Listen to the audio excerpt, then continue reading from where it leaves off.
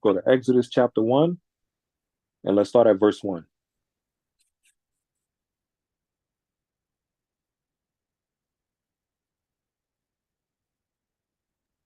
The book of Exodus, chapter 1. Do all have a say come?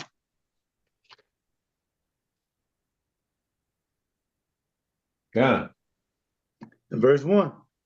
Now these are the names of the children of Israel, which came into Egypt. Every man in his household came with Jacob. Right, read on. Keep reading to verse number 5. Come. Reuben, Simeon, Levi, Judah, Issachar, Zebulun, and Benjamin. Dan and Naphtali, Gad and Asher. Right, so this is Israel in the land of Egypt. Right, we didn't get oppressed yet. Right, we was brought into through Egypt because Joseph was there. The Lord used Joseph to bring us into captivity. What do I mean by that? Joseph first was there, sold by his brothers into slavery and in captivity, and he was used to also save his people. Right, but also what happened in Egypt was part of a prophecy that the Lord said we'll be in Egypt for 400 years. God? God. Now, the thing with the Lord's prophecy, nothing ever comes back void. It's always going to manifest. So while Joseph passed while he was in Egypt, the Israelites was there in Egypt now. That was all part of the prophecy. Now, what is that prophecy we're talking about?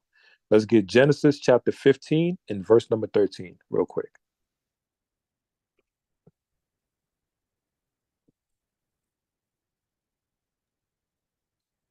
Genesis chapter 15 and verse 13. When all have a say come. God. 13. And he said unto Abram, know of a surety that thy seed shall be a stranger in a land that is not theirs, and shall serve them, and they shall afflict them 400 years. Right. So part of the prophecy, the Lord said to Abram in the dream that your children shall be afflicted in a land that is not theirs for 400 years. Right? Now, that was in the past. What happened in the past is going to be repeated again in these times. How long we was in America? How long we been in America right now?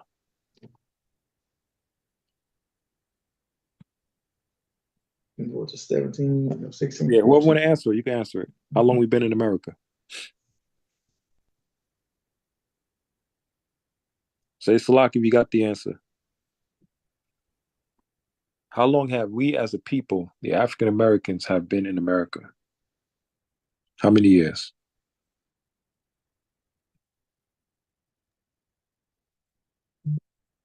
Going once, going twice. Okay. Nobody has the answer? Salaki. Go ahead, King. I'm just giving a wild guess. It's been about 420 some years. I'm just giving a wild guess. All right. Now, keep on reading with the verse, Ak. 14. And also that nation whom they shall serve will I judge, and afterwards shall they come out with great substance. Now, do y'all see the sequence in that verse? It says we're going to be our people going to be in America or Egypt, as they would say. And then the next thing the Lord said, what? He shall judge that nation. Khan? And then we're going to come out. Right? Aren't we still in America? Right? So we're not out yet, right? If we're not out yet, then I say earlier the Lord's words never come back void. So if the first step is we're going to come to America and serve our enemies, but then what's the next step?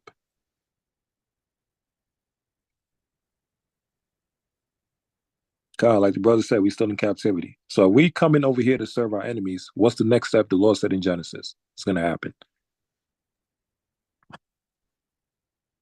Like salvation? No. No. They going to come with great substance. Yeah, but before that, There's a step before that. Salakia. Jacob's trouble? No, it's in the verse. It's literally in the verse.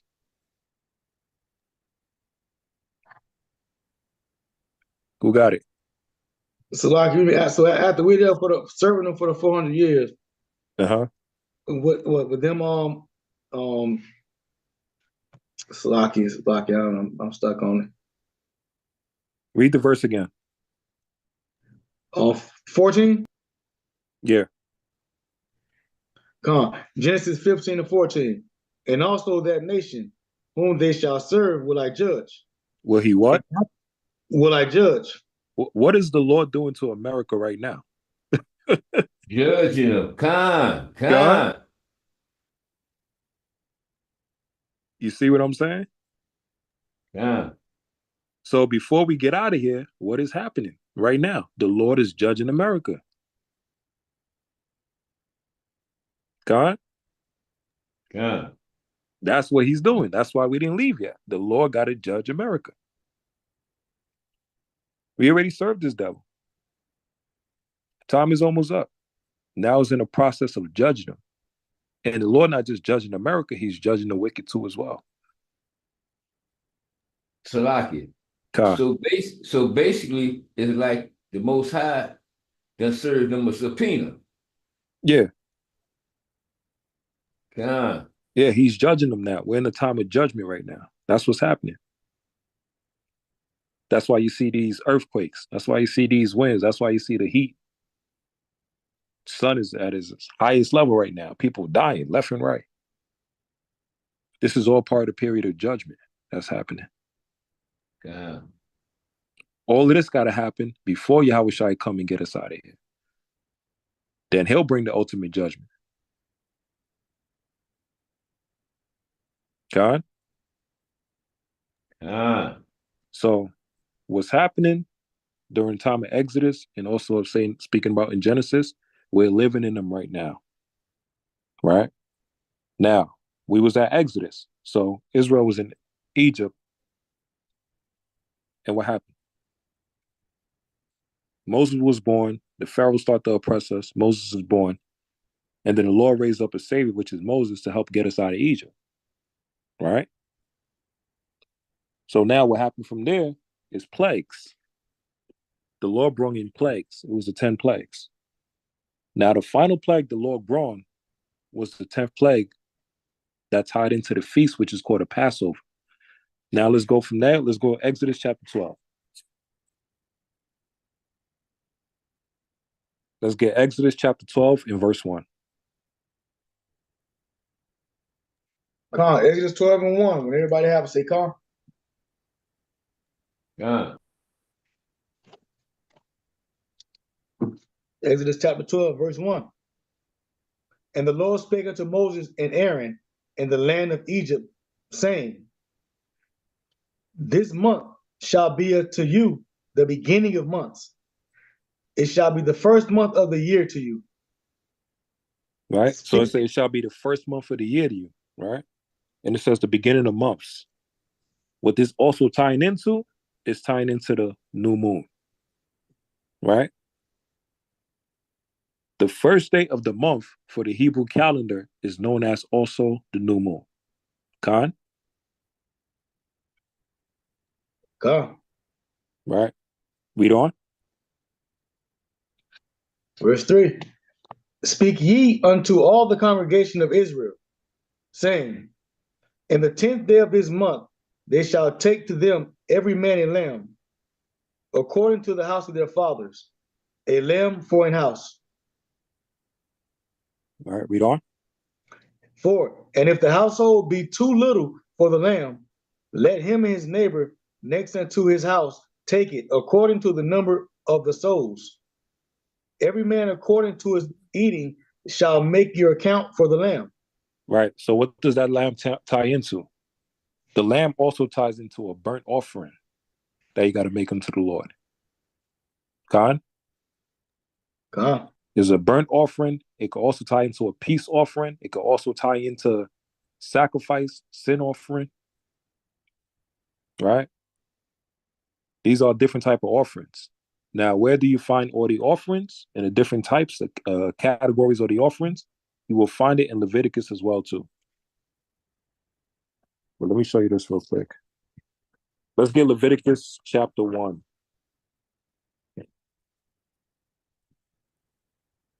Because as we're going through these timelines of us in the wilderness, we're also going through the feast days. Okay? And what do they mean? Their meaning and how are they started? What's the symbology behind it? Right? So let's get Leviticus chapter 1 and let's go to verse 1. This is the book of Leviticus, chapter 1, and verse 1. And the Lord called unto Moses and spake unto him out of the tabernacle of the congregation, saying, Speak unto the children of Israel, and say unto them, If any man of you bring an offering unto the Lord, ye shall bring your offering of the cattle, even of the herd and of the flock. Right. So it said you got to bring an offering of the cattle or of the herd or of the flock. Right. So a cattle could tie into a bull. It could tie into something that's like big. It could be a cow. Right. A bull is a male version and a female version is a cow. Right. Even with the animals, you got to know the different type of animals. Con? Con. Another thing, when it comes to a lamb is not just called a lamb. A lamb is basically a baby sheep. Right? Con. That's what a lamb is. Yeah, quick thing. A lamb is categorized as a lamb when it's 11 months and under. But when it's 12 months, it's now categorized as a sheep. Someone says Salakia? Yeah, yes. So would a full-grown lamb be categorized as cattle? No. It's like it's part of flock. Like a herd. Okay. Yeah. You see, so it's going to show you the different categories of how to label certain things. Hey, Shalaki. Go ahead, King. And it's important to what you just said, because when it's time for Passover and we have to get a lamb to be slaughtered, one of the major things we always find out is how old is that lamb? How old, they'll show us where the sheep and stuff are. There's a young sheep, or whatever. And we got to find out, hey, how old is that sheep? Because like you said, when it becomes a certain age, it becomes a sheep, right? But we're supposed to slay the lamb, not like a full-grown sheep or nothing. So find out the age when we do the slaughter. And I'm gonna show you why. Watch this. Let me show y'all this. Let me show y'all something.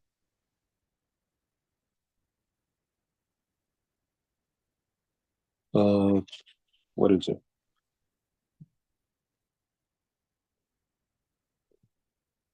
A lamb and sheep.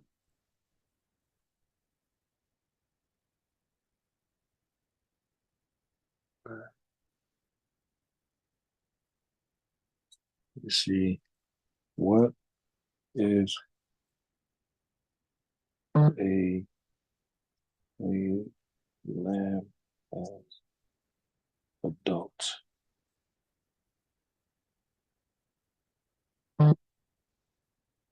Okay, Khan.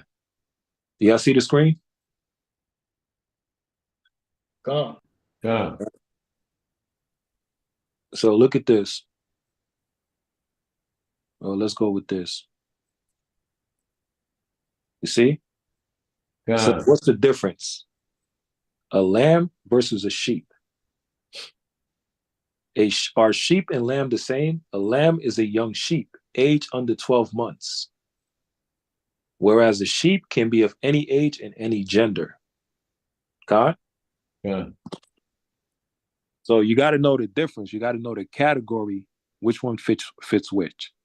So if the Lord told you to bring him a lamb, let's say a lamb of 3 months, and you look at the sheep, and remember, the sheep is fully grown. Because with a sheep, the fur is thicker, right? Even the meat is different.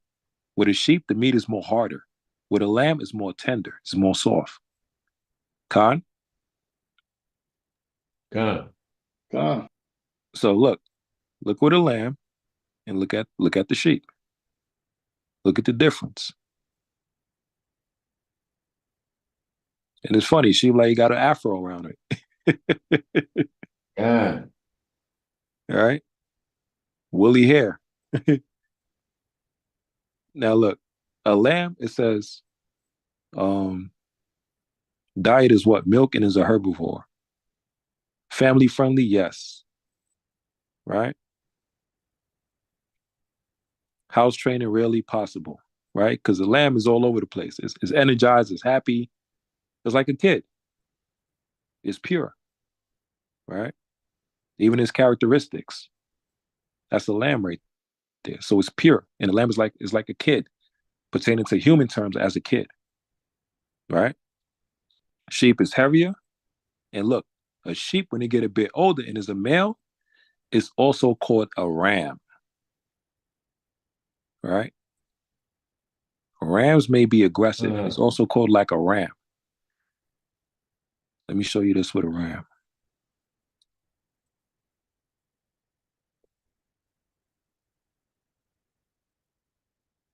So the thing with our people, we knew all of this. We knew all the categories, the animals. Remember, sheep herders. We dealt with animal, cattle and herds and all of that. So we know which was which we have lost today, that information and knowledge of who we are and the things that we used to do as a nation. Right? So look, it says a lamb is a baby sheep, while an adult sheep is called a ram. Right? And an adult female sheep is called an ewe. Con? Con. Right? So you're seeing the difference. But now, let me show you this. What is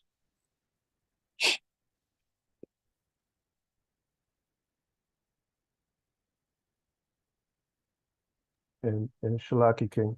Go ahead, King. I believe that it's pronounced you. You? Yeah. You. Right. Yeah. You.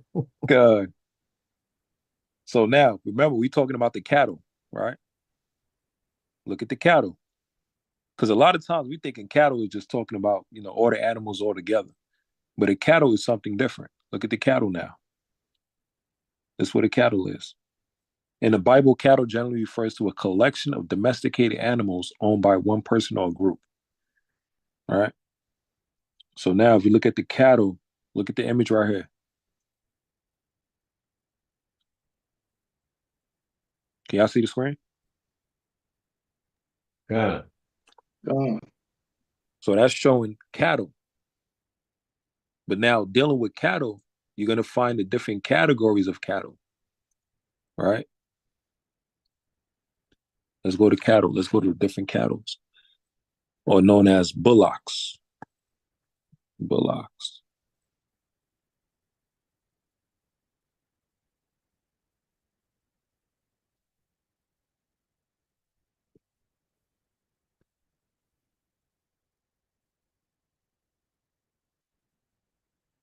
So now it says bullocks and cattle are both bovine animals, but they have different characteristics and roles within cattle management. So now, look what it says right here. Cows are a mature female cattle. That's what we call a cow, right? Now, bulls are mature male cattle. Con? Con. And then from here, it says heifers. Heifers are young female cattle that have not given birth to their first calf. So they're still basically a young woman, right? Or a young girl. Yeah. Now, bullocks. Bullocks are castrated male cattle. Con? Con. Now, the reason why they're castrated, because a lot of time when they get older, they're used for work. That's what they're used for. Right? They're like those big bulls that's used to pull and drag carts and all of that stuff. That's what they use for. So do you see the different categories when it comes to bullocks or cattle and the different labels that they're called? Right? God. And then let me show you one more. Let me show you one more. But it's all tying into the sacrifices. Right? This is all tying into the sacrifices. Doves.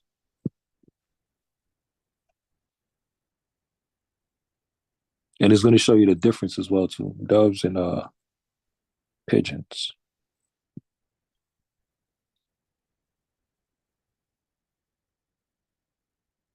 Okay. So look at this. Slack it. So now this is the sacrifice pertaining to the pigeons or the doves, as they would call it. Show you this one.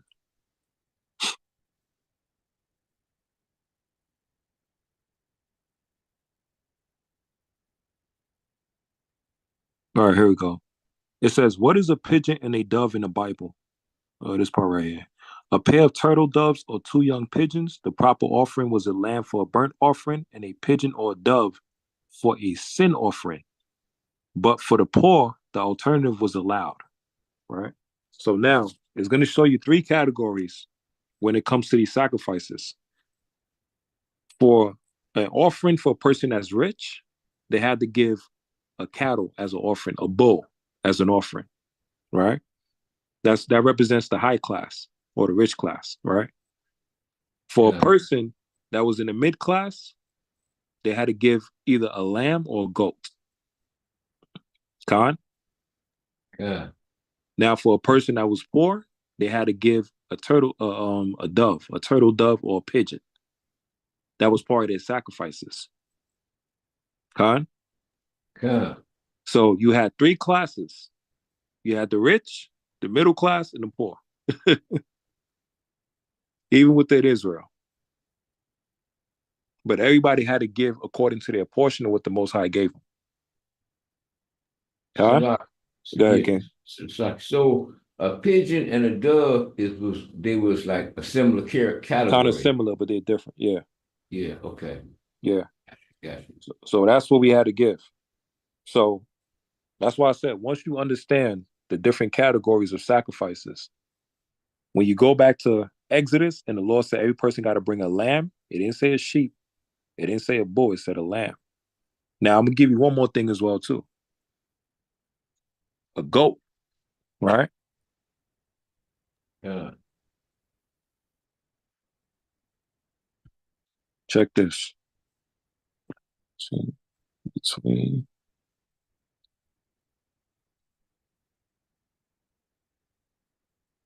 so one more thing as well too. A goat. So now pertaining to a goat, the difference between a kid and a goat is as follows. Kid refers to any young goat, regardless of gender, typically before weaning. A goatling specifically refers to a young female goatless, then a year old, often not yet mature enough to breed. Right? So it's showing you the different categories of a goat. Now remember, the offering, when you can either give a lamb or a goat, right? But for a goat, as a baby, it's called a kid. Con? God. Yeah, it's called a kid. And then they have different terms. Let's see this one. Yeah, it's so many different categories you can see pertaining to this. Look at this. See? A goat and a billy goat. Goat are typically smaller and more docile than a billy goat. Billy goat is much larger and more muscular. Right? Then you have a doe, which is a female goat. You know, just different categories. But I wanted to show you that in Leviticus, tying into the sacrifice of the burnt offerings. We, as the nation of Israel, each person that was bringing in the sacrifice, they had to know what they were sacrificing. They had to know the specific category of animals that they was bringing. Okay? God. So if the Lord told you to bring a a bull, and you bring a cow, the Lord could kill you because it's not the same thing, right? One is a male, other one's a female, right? Same thing as knowing the difference between a sheep and a lamb, or a kid and a goat, right? So let's go back to Exodus chapter 12 now.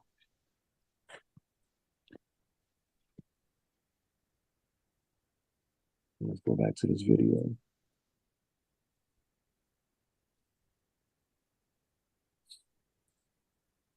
Bring it out when you got it, King.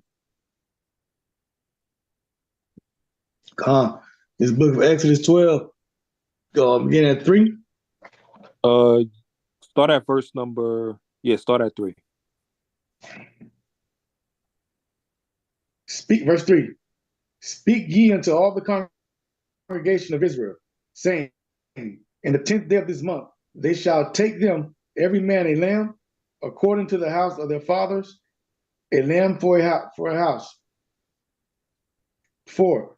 And if the household be too little for the lamb, let him and his neighbor next unto his house take it according to the number of the souls. Every man according to his eating shall make your account for the lamb. 5. Right. Now hold it right there.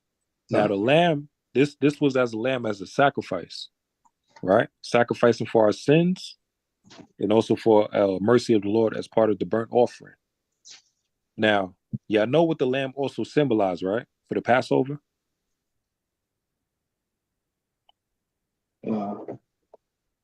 Whoever knows it, say Salakia. What do the lamb symbolize also for the Passover? Salakia, Christ. Go ahead. Khan, the lamb symbolized Christ. Khan? That's what the lamb symbolized. Christ is the one that died for the nation of Israel, atoned for all our sins. He had to be that sacrificial lamb, because in the book of Leviticus, it will show you the lamb was a sacrifice, or whatever animal you sacrifice was for your sins. It could be for a burnt offering, which is a total sacrifice that the person got to make. They got to choose to make that sacrifice. Right? Sin offering for the sin somebody committed against you. Meal offering, which is the bread. Right? So there's different categories of offering, and they all have a meaning behind it. But Yahushua, he carries all the exact offerings all together as one. Right? He checks the box on everything. Right? So with the Passover, every family had to have a lamb, because that lamb symbolized them making a sacrifice for the Lord for whatever sins they committed against the Lord. God? So now, jump all the way down. Let's get straight to the point. Jump all the way down to verse number 11.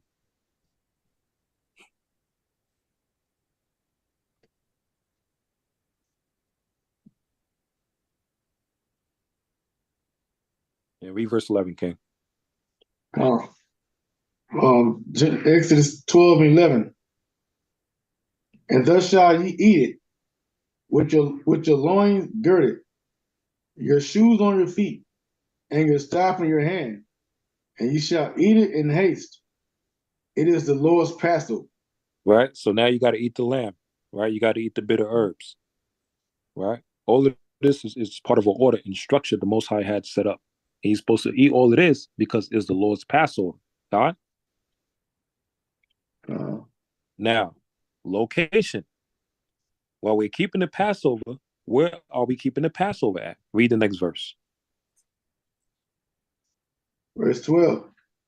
For I will pass through the land of Egypt this night, and will smite all the firstborn in the land of Egypt, both man and beast. And against all the gods of Egypt I will execute judgment. I am the Lord. So now, the location that we're keeping the Passover at is where? Egypt. Egypt is captivity. So we're still in captivity while we're keeping the Lord's feast day, Khan. So when a person make an excuse talking about I can't keep the Lord's feast day, we're not supposed to keep the Passover, we're not back in our land. Well, listen, the first Passover was in the enemy's land, Egypt. Right? We was in slavery in Egypt, and we kept the first Passover. Right? And remember Genesis 15. The Lord said we're going to serve our enemies. That was the first step. And then the next step was what? He's going to judge them. God. And then we're going to leave our what? Great substance. Right? So we're still here in America, but the Lord is judging America. And we still got to keep the Passover. As we're keeping the Passover, the Most High is destroying our enemies. Because we're finally doing what the Lord wanted us to do. Right? So when somebody tell you can't keep the Passover, you can't keep no feast days, that's an excuse. Because we're keeping the feast days in the land of our enemies because we broke God's laws and commandments. That's why we're here. We're being punished. And we got to show the Lord that we're going to be on our best behavior. We learn from our mistakes and we corrected ourselves. Then he'll get us out of our situation. Khan? It's a process. You can't skip the process. You got to learn from your mistakes. All right? So now the Lord already told our people that what? I'm going to kill the firstborn of Egypt. Why? Because my firstborn, the Pharaoh would not allow him to go. They don't want to let us, they don't want to let us go. Right? We're the son of God. We're the children of the Lord. But America don't want to let us go. So the Lord got to prove a point. You want to hold my son hostage? You want to kill my children? I'm going to kill your children. And see how you feel. The Lord had to prove a point. God? And the Pharaoh was hard-headed. He didn't want to listen. He thought God was joking around. So now what happened? Now jump all the way down to verse number, let's see. Jump to verse number 22.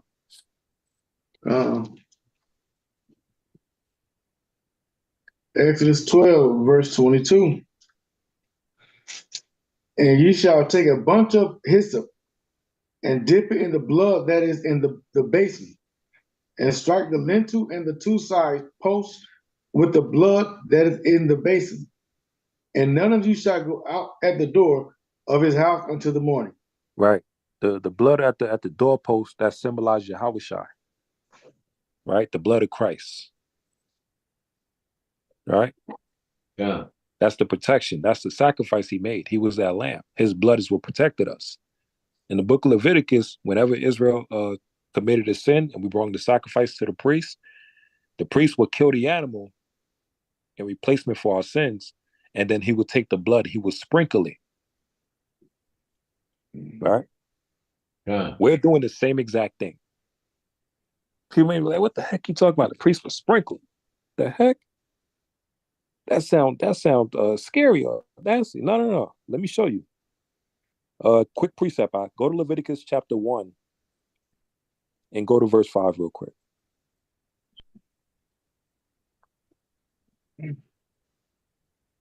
Everything we're doing is of the laws. Go to Leviticus chapter 1 and go to verse 5 real quick.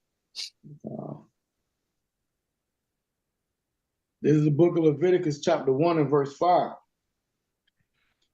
And he shall kill the bullock before the Lord, and the priests and Aaron's sons shall bring the blood and sprinkle the blood round about upon the altar that is by the door of the tabernacle of the congregation.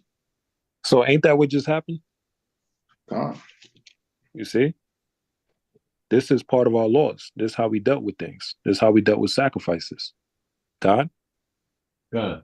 So that lamb or that burnt offering, part of the blood was sprinkled on the door as a protection. And what did it do? Read verse number 4.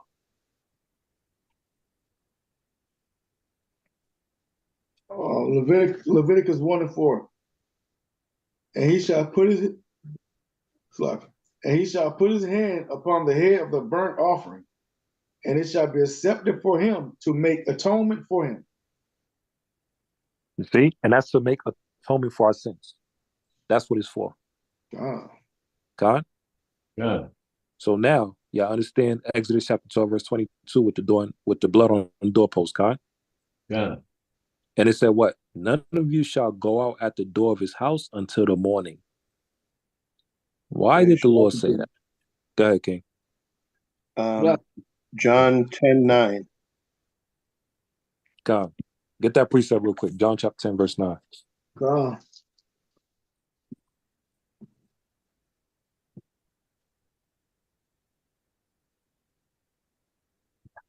John at 10 verses 9, when all have to say, God. come.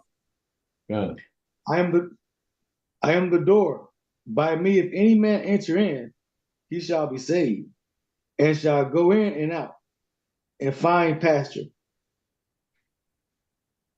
Beautiful precept. Break it down. Drop the mic. God. Break the door down and drop the mic. Telling you right there, he's the door. He's the door. He's the way, he's the truth, he's the life. But he's the door. And you know what they had to put the blood on the door. God. And whose blood was shed? His blood. Yeah, God. Beautiful point, King. So now, let's go back to Exodus chapter 12 and go to verse 23.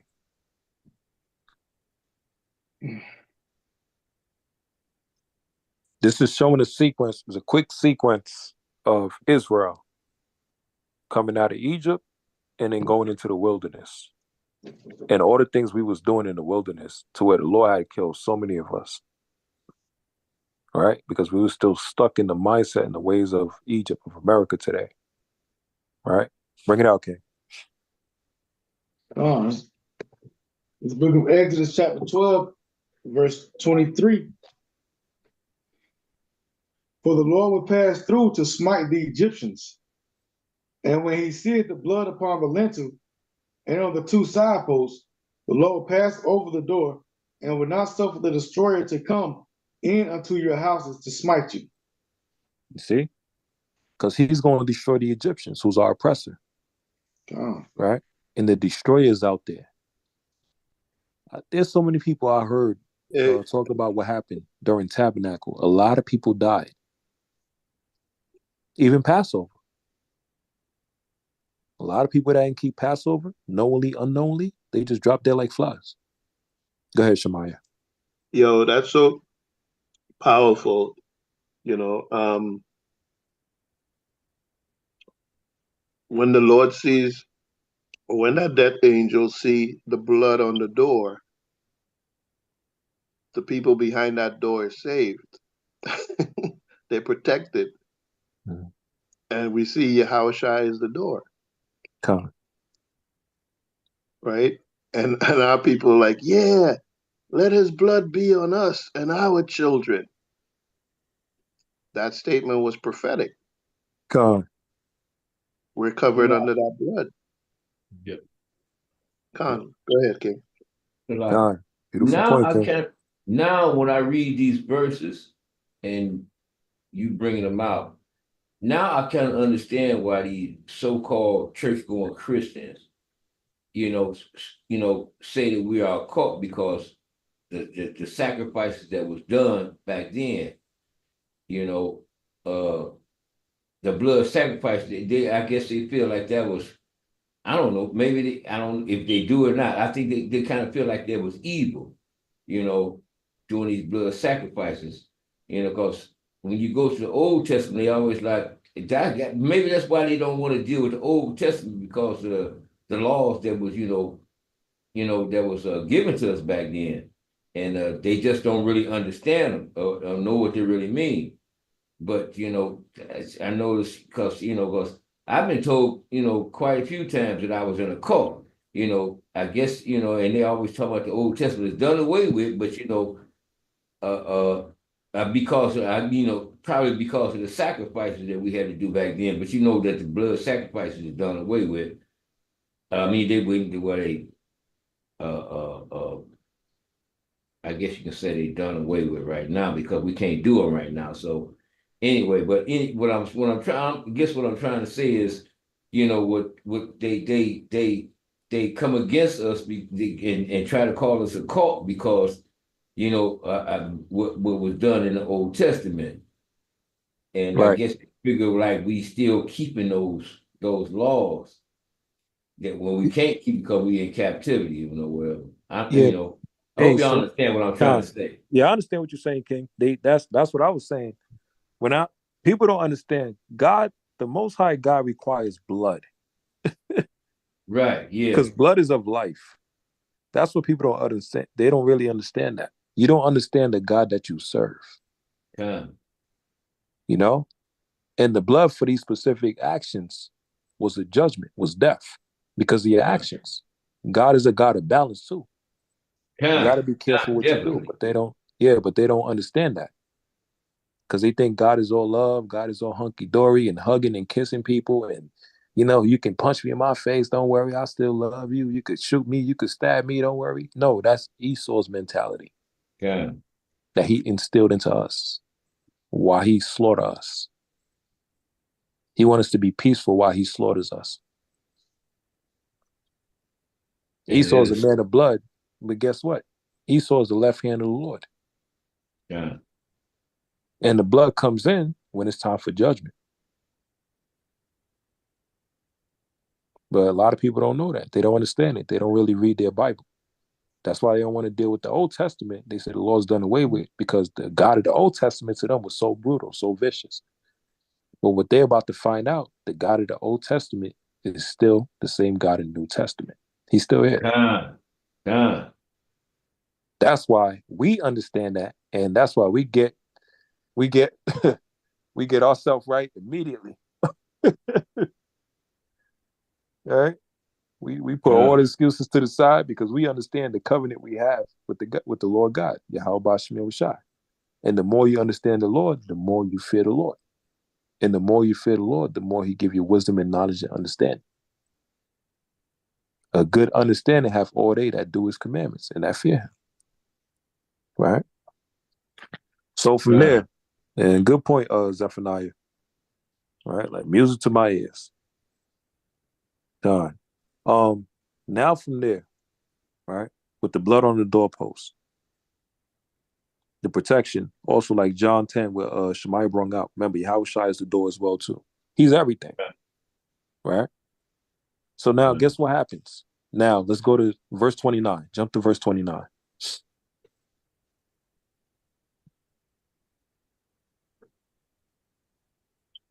So, Yeah, Exodus Ex- 12 and 29. come. Exodus 12 and 29. And it came to pass that at midnight the Lord smote all the firstborn of the land of Egypt, from the firstborn of Pharaoh that sat on his throne unto the firstborn of the captive that was in the dungeon, and all the firstborn of cattle.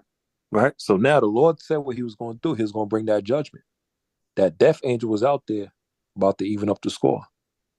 All those that's protected by the blood of the doorposts, behind the covering of Yahushai, which basically what it means spiritually as well too, they're safe.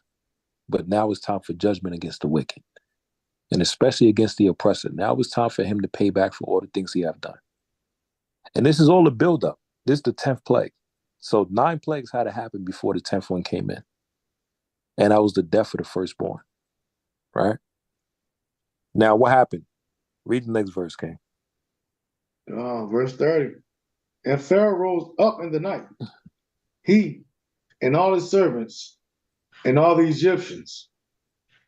And there was a great cry in Egypt, for there was not a house where there was not one dead.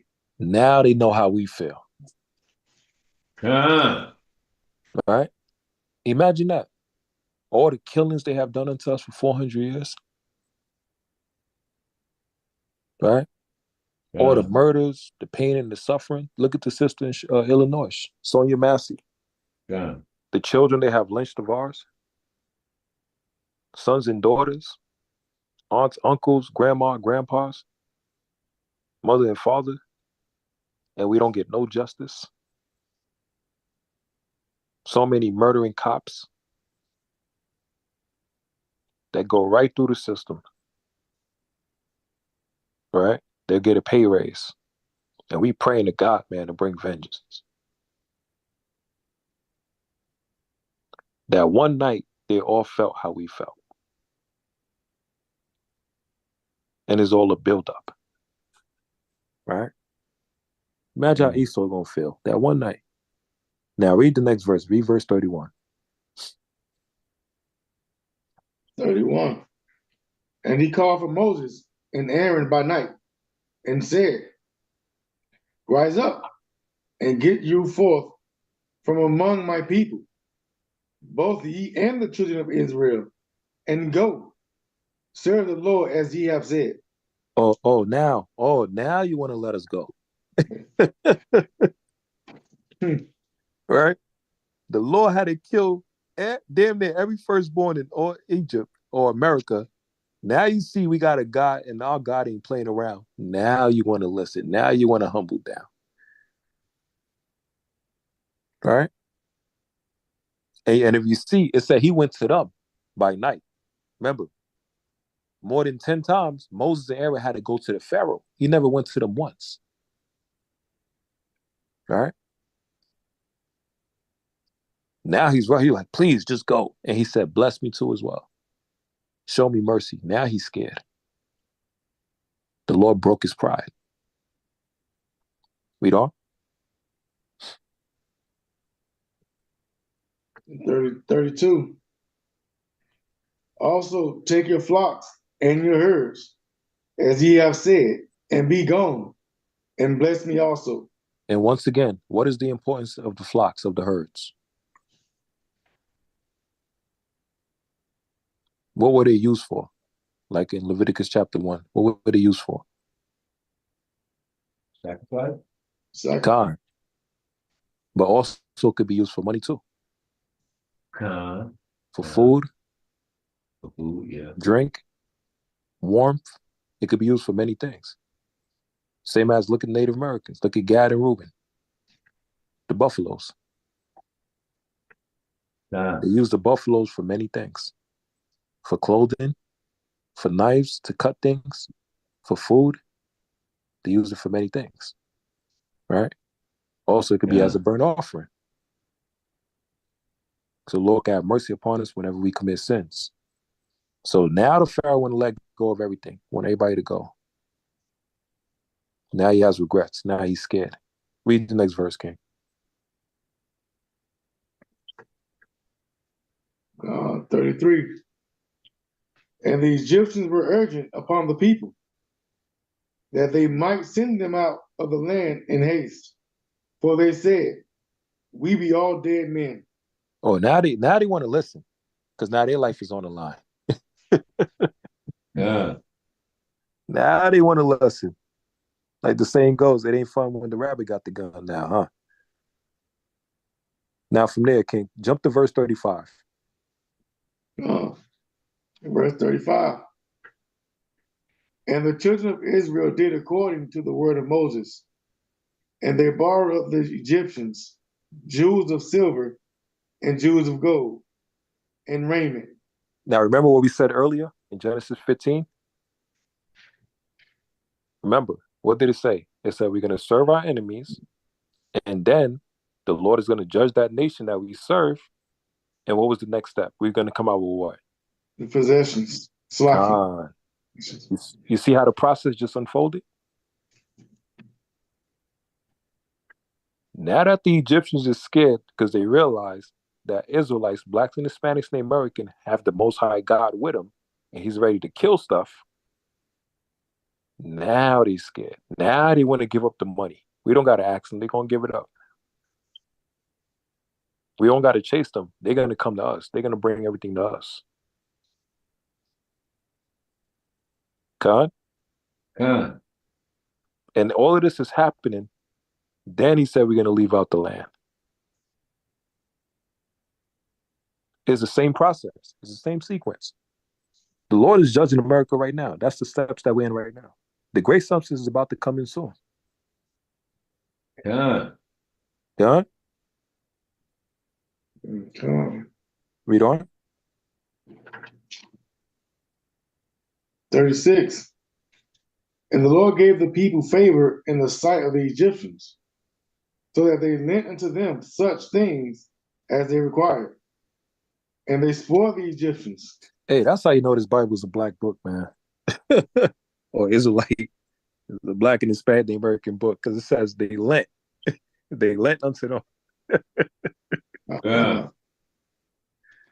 You know damn well you lend somebody something, man, you're gonna have to borrow it back. Mhm. God. They gonna have it for so Oh damn long. man, God. You gotta you see what I'm saying? You don't let somebody you don't let somebody your damn pan, and you damn near forgot about it, and 3 or 4 months later you gotta go back. You go back to their house like, oh snap, what the hell, this look bad familiar. Wait, didn't I lay you in that pan? He said, I don't know what you're talking about. Shit, I've been had this joint here. Yeah. Right? Now you gotta God. borrow back what is yours. Mm. And it said we spoiled the Egyptians. Yeah, let me get that. Let me take that. I want that. Or that new car, let me get that. You check, oh, let me get that. Let me get all that. They're gonna bring it all to us. Because the Lord gonna break them. Look at America now. Look what's happening. Esau is losing his mind. Suicide, killing his family, complaining. Remember that video with the Edomite? Talking about, I can't feed my family. We got to stop, man. We got to stop. We got to come together. Salaki. They don't even know who to vote for. They don't know They who to so vote for. confused. Yeah, They so messed up here, man. that's where that confusion come in. Right. Right? So now what's happening? Israel, now in Egypt, the Lord is bringing judgment now with that death angel. And it's the feast of the Passover now being implemented. So now Yeah. the Pharaoh's pushing us out the land, telling us to get out. Right? Yeah. So as we get out, hey, we hit the ground running. We get the hell out of Dodge. But then as we get out, the Lord ain't finished with the Pharaoh yet. Because he think everything is all good and done. Let's get Exodus chapter 14. In verse 22.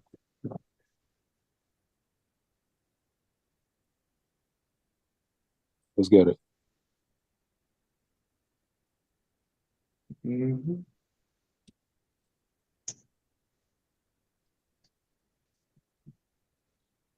Right? We're coming out of Egypt, coming out of captivity.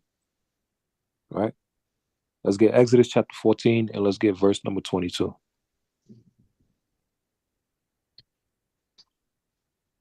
And bring it out when you got it, King. This is the book of Exodus, chapter 14, and verse 22. And the children of Israel went into the midst of the sea upon the dry ground, and the waters were a wall unto them on their right hand and on their left. So Moses just split the Red Sea. All right? Spiritual power right there. The Lord told him lift up his staff in the sky and then bring it on down. And he divided the waters, the Red Sea. Right? Read on. 21. No, Salaki, 23. And the Egyptians pursued and went in after them to the midst of the sea, even all Pharaoh's horses and his chariots and his horsemen. Why? Because what happened? The Lord hardened Pharaoh's heart. He got pissed off and mad. He's like, I just let the most powerful people go on earth. I just let them go. All my riches is gone. They destroyed me. I can't control them no more. I had them for 400 years, sent by the Egyptians. Had Israel enslaved 400 years. You know, when I had them as slaves, I was number one power on earth. Now I have lost all of that. So now what happened? I'm mad. I'm pissed off. I want to take it out on somebody. Someone says Slakia, right? So now the Pharaoh's pissed off. He's mad. But what happened? The Lord put in his spirit to still pursue Israel, to try to wipe out and kill. Isn't that Ezekiel 35? when the Lord said Esau has a perpetual hatred, a constant hatred. He don't want to see us do anything good. He don't want to see us celebrate. He don't want to see us happy. Whatever we laughing, he's complaining. We playing music, and he's changing up the rules. I know Olia had that experience at Tabernacles, especially with Edomites around.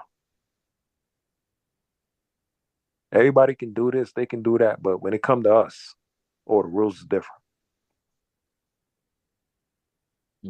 They said quiet time at 10 p.m. night.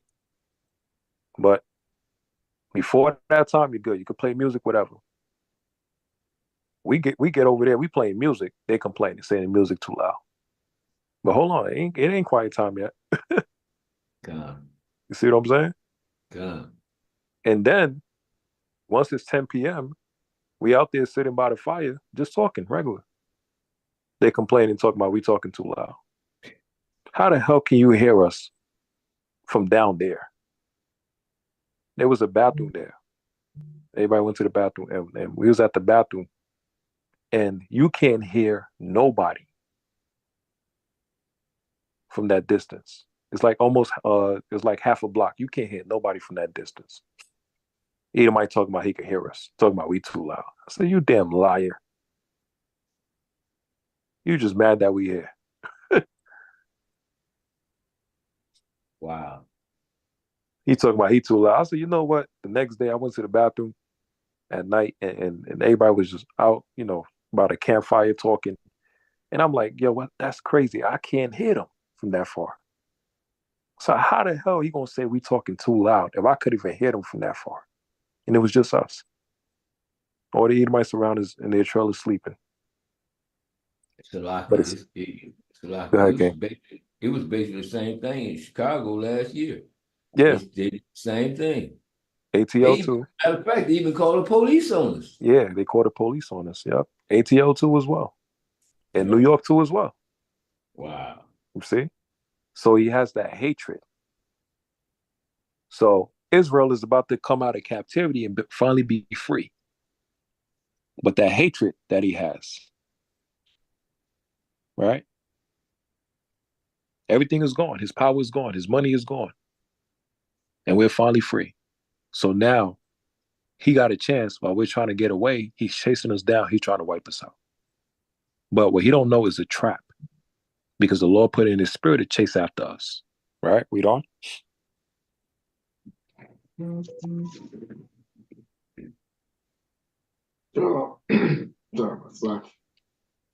Sorry, 23, Slack 24. And it came to pass that in the morning watch, the Lord looked unto the host of the Egyptians through the pillar of fire and of the cloud, and troubled the host of the Egyptians. Right, read on. 25. And took off the chariot wheels, that they drave them heavenly, so that the Egyptians said, let us flee from the face of Israel. For the Lord fighteth for them against the Egyptians. So now the Egyptians want to run. God? The same thing will happen. Now Esau's going to want to run. Because he's so used to bullying us, having his way. Now that we got somebody to fight against him and defend us, now he want to run. Now he want to quit. Right? He want to throw the first punch and then say he's innocent and expect you not to punch back. But when you finally punch back and knock him out, now he's like, oh my God, he's going crazy now. But the blessing for us is that the Lord that we got is a God of war. Right? Yahweh Shem Yahushua loved to prove his point. And he loved to break the pride for people. Read on.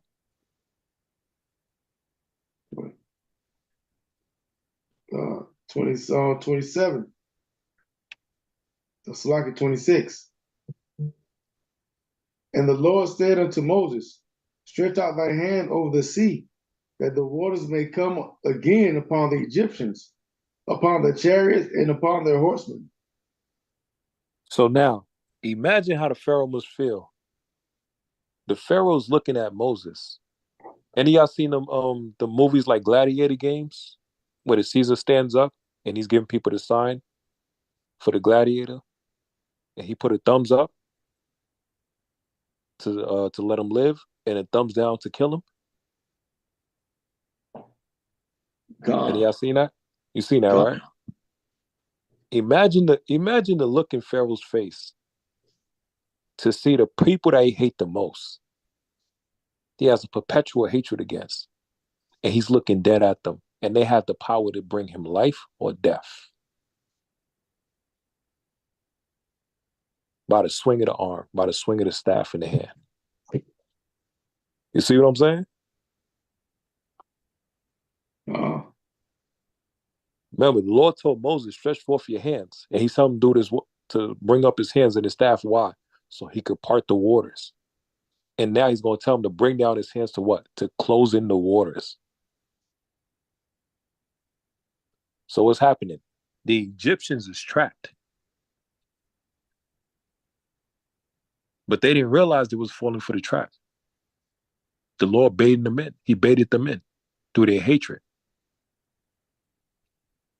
So imagine how the Pharaoh must feel to look at the man that the Lord is going to use to wipe out your whole nation with just a wave of an arm.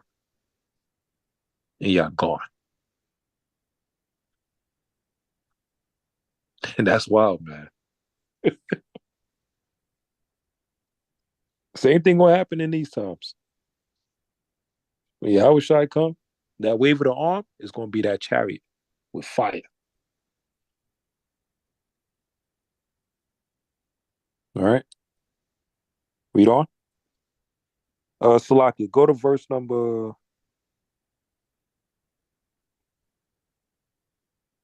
28. 28. Come. And the waters returned and covered the chariots and the horsemen and all the hosts of Pharaoh that came into the sea after them. There remained not so much as one of them. So look at that. The Lord wiped out the whole Egyptian army. Gone bye-bye. Gone bye-bye. And it's funny. They had their chariots on land, and the Lord had his chariot in the sky. God. Okay. Oh. And the Lord wiped them all out. Right? So now, Israel keeping the Passover, leaving out of Egypt, and the Pharaoh got so mad, tried to chase them down and kill them and slaughter them, and the Lord used that trap to bring him in and to destroy him. Right? There's another parable with that as well, too. I'll show you. Let's go to Micah chapter 4.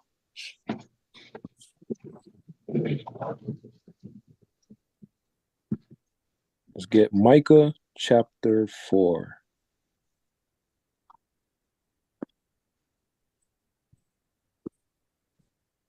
And all right, here we go. Let's go to verse number. Go to verse number 10. Micah chapter 4, verse 10. Be in pain and labor to bring forth, O daughter of Zion, like a woman in travail. For now shalt go forth, Salaki, for now shalt thou go forth out of the city, and thou shalt dwell in the field, and thou shalt go even to Babylon. There shalt thou be delivered. There the Lord shall redeem thee from the hand of thine enemies. Do y'all see the parallel in this verse? God. God? God. The daughter of Zion, or Zion, the woman in travail, speaking about Israel in totality as a whole. And the Lord said, for now shalt thou go forth out of the city. What was that city? Jerusalem, our land, our homeland. And thou shalt dwell in the field. Right? We went from Jerusalem to now where? West Africa. And thou shalt go even to Babylon. Where's Babylon? That ties into America. And that's through the means of what? Transportation of slave ships. God. God. God. And then it says, there shalt thou be delivered. Right? The same thing happened with Joseph in Israel. They went into Egypt and Joseph got delivered. Israel went into Egypt and then they came out of Egypt being delivered by the Lord. God. God. It says, there the Lord shall redeem thee from the hand of thine enemies. So it's in the land of your enemies. That's where the Most High is going to save you out of. God. God. Because it's all part of a process. It's a learning process for us. We committed sin against the Most High God. We broke his commandments. Now he got to put us in a bit of a prison or a jail, and we got to learn the hard way. We got to go through our punishment. The more you try to skip the process, the more the Lord's going to punish you because you got to learn. You got to learn from your mistakes. For example, you know how many people I know that they was committing so much wickedness in the world, and they didn't give a damn about nobody. It was ready to commit this big sin, ready to kill somebody, this person, that person, ready to do this damn heist, ready to sell this drug or whatever, ready to sleep with this person or that person's wife or whatever. And then they ended up getting locked up. Or murdered. Yeah. But mostly the point of being locked up. Because murder, that means getting killed, that means the Lord is done with you. That's it. You ain't getting a second or third chance. But I mean locked up. Like he somehow, some way you get set up and now you in prison. You messed up and now you in prison. Right? Now, if you never got put in prison, you would have been dead. Because whatever you was doing, your mindset was already thinking, I don't care what anybody say, I'm going to keep doing what I want to do. But what did the Lord do for your favor? The Lord intervened and set up a situation to throw you behind in that prison, in that jail. Why? Because he was saving you. Okay, I got you. That's why. Because if you would have stayed out a bit long, you would have been dead. So the Lord had to use your enemies, the Edomites, to lock you behind up and throw you in prison because he was saving you from yourself. It was having you sit down, sit your behind down, stop running all over the damn place, right?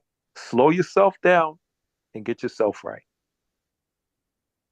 Understand why you're in this situation, what you could have done better. And you know how we are. We in a jacked up situation. Lord, I pray, I swear, Lord, if you get me out of this, I'll do this, I'll do that. You know? I don't prayed that before. Yeah. You know? A lot of times, if you look at it from the spiritual aspect, a lot of our brothers and sisters got put in prison. And when they came out, it was like, damn, I needed that. Because of how extreme I was living, the type of lifestyle I was living, the sins I was committing. And everything is a means to an end. I know it's rough, it's harsh, it's brutal in prison. Yeah, but you needed it. Because you hard-headed as hell. You know? And Esau is used as that extreme measure. Esau is used as that zero tolerance. Right? And who better to use than somebody that hates you? Because if a person hates you, they're not going to show no mercy. Right? You ain't going to try to check yourself. You ain't going to try to correct yourself. You don't want to listen. So now the Lord got to show you the hard way. That's us in America. We've been here for 400 years. This is our prison. We was playing games with the Lord. We was taking for granted all the blessings he gave us. We didn't appreciate it. So the Lord said, all right, I'm going to have to put you in slavery, in captivity. You're going to have to learn the hard way. And hopefully you learn from your lesson. To learn to love your people, keep the Lord's commandments of God, and stop sinning. Learn to come together. All right? Read on.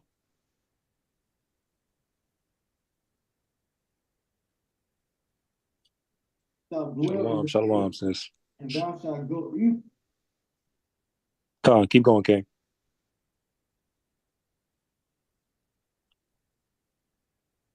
Go ahead, Dietrich. Can you hear me?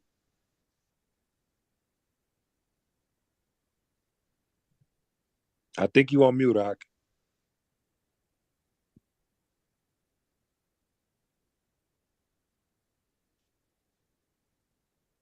No, he's not on mute. Okay, let me see. Shalom, Dietrich. Can you hear me?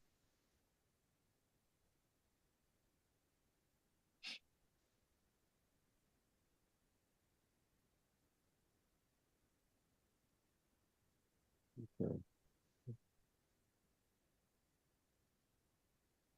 Shalom, shalom, King. Let me know if you can hear us.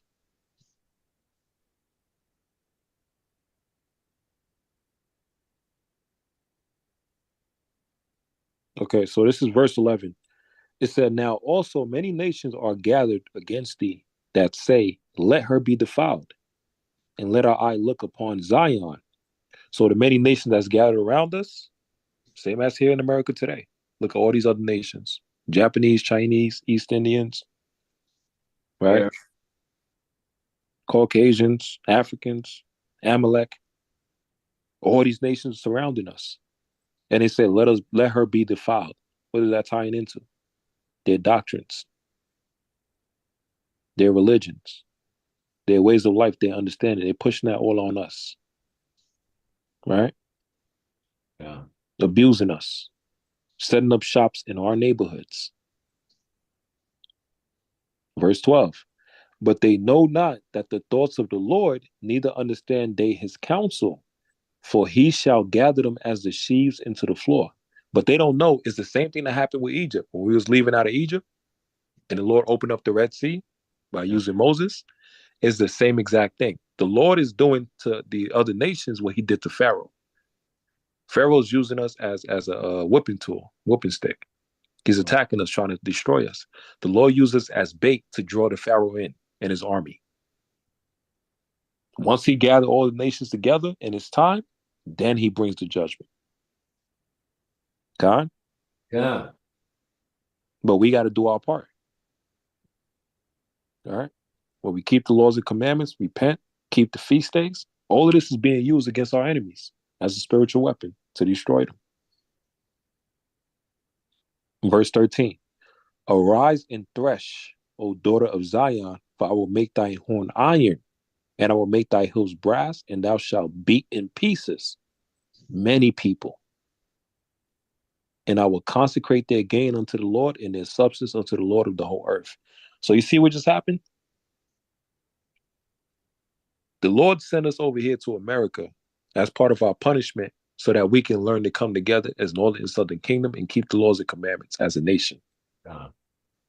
In the meantime, all these other heathen nations all came together around us, surrounding us, trying to take advantage of us because we're in our lowest estate. We don't really know who we are yet, abusing us.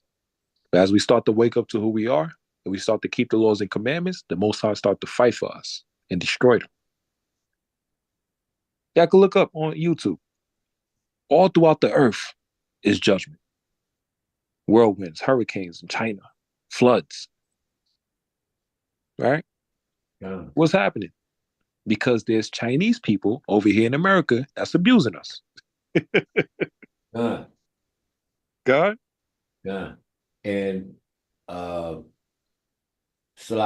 and I was looking at some news articles today, quite a few news articles. North Korea sending troops, like 3,000 troops over in Russia to help Russia fight that war in Ukraine. And America ain't good with that, and then this thing is really getting big, and Iraq is, it's not Iraq, Saudi Arabia is teaming up with their brothers. They like forget, they alliance they got with America, and they about to help Iran and Lebanon, and Iraq is trying to get into it, and Turkey turned against America. I mean, this is getting this is all hell is about to break loose in a minute, man. Right. All Yeah, hell about to break loose. But like I was saying with the point earlier, all these nations, the Lord is bringing judgment on them as well too. But exactly. remember, aren't there Chinese over here in America? Don't they got Chinatown? Yep. Aren't there Ishmaelites over here in America? They got mosque all over the place, Got Greek right? town. Right. Aren't there Hamites here in America too as well? You're Aren't there right. East Indians, Elam here in America too as well, oppressing us? Yep. Don't they all have countries that they got to Exactly. go back to? Exactly. Right. So what's happening? As these heathens over here that's running from their country to oppress us and harm us and destroy us, the Lord is not just judging these heathens over here in America, he's also judging their country. Exactly. I've been seeing that. God? Man, man, these earthquakes and Yeah. these You see it's what I'm supposed saying? Hold on, King. You see what I'm saying? yeah, These heathen nations running away from their house or their home, they come over here to abuse us. As they're abusing us as God's people, the Lord is judging their homes too for how they treating us. exactly. They kill one of us, a Chinese man kill one of our sisters, the Lord is judging China. They don't even got to go back to China. Whatever they do unto us, the Lord's going to bring unto them into their nation. God? God. So now, let's get Exodus chapter 15.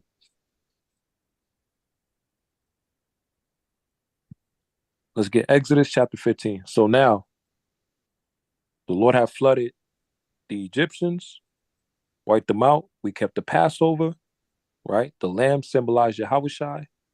The lamb and the burnt offerings is all tied into the burnt offerings, sin offerings, atonement for our sins, right? Yeah. The blood on the doorpost as a protection. The blood is the blood of Yahushua as a protection for us. The door is Yahushua. He's everything, right? Keeping us safe. Now, let's get Exodus chapter 15. All right. Um, And verse number 18. When anybody have it, say Khan. God. It says, the Lord shall reign forever and ever. For the horse of Pharaoh went in with his chariots and with his horsemen into the sea. And Yahweh brought again the waters of the sea upon them. But the children of Israel went on dry land in the midst of the sea. And Miriam the prophetess, the sister of Aaron, took a timbrel in her hand. That's a musical instrument. Wow. And all the women went out after her with timbrels and with dances. Right? Mm-hmm. So Miriam was the leader to the sisters, right?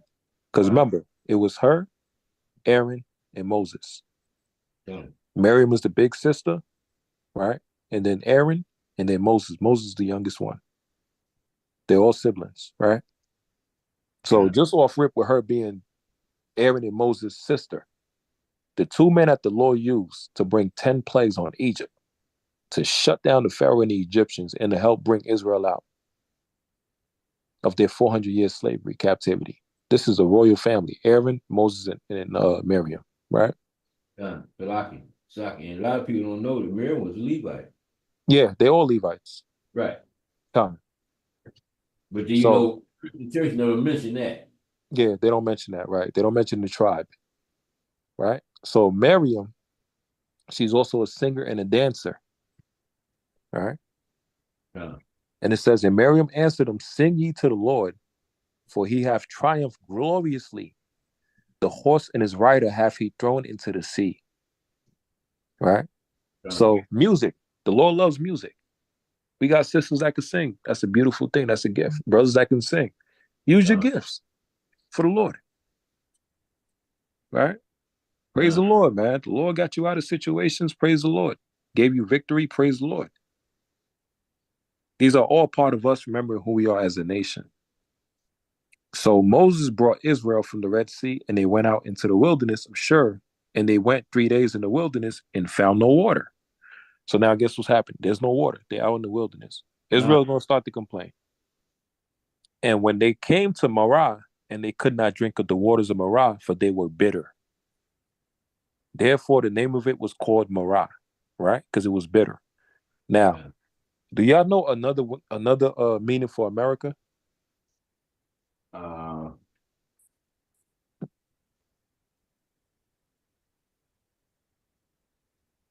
Another meaning for America is bitter.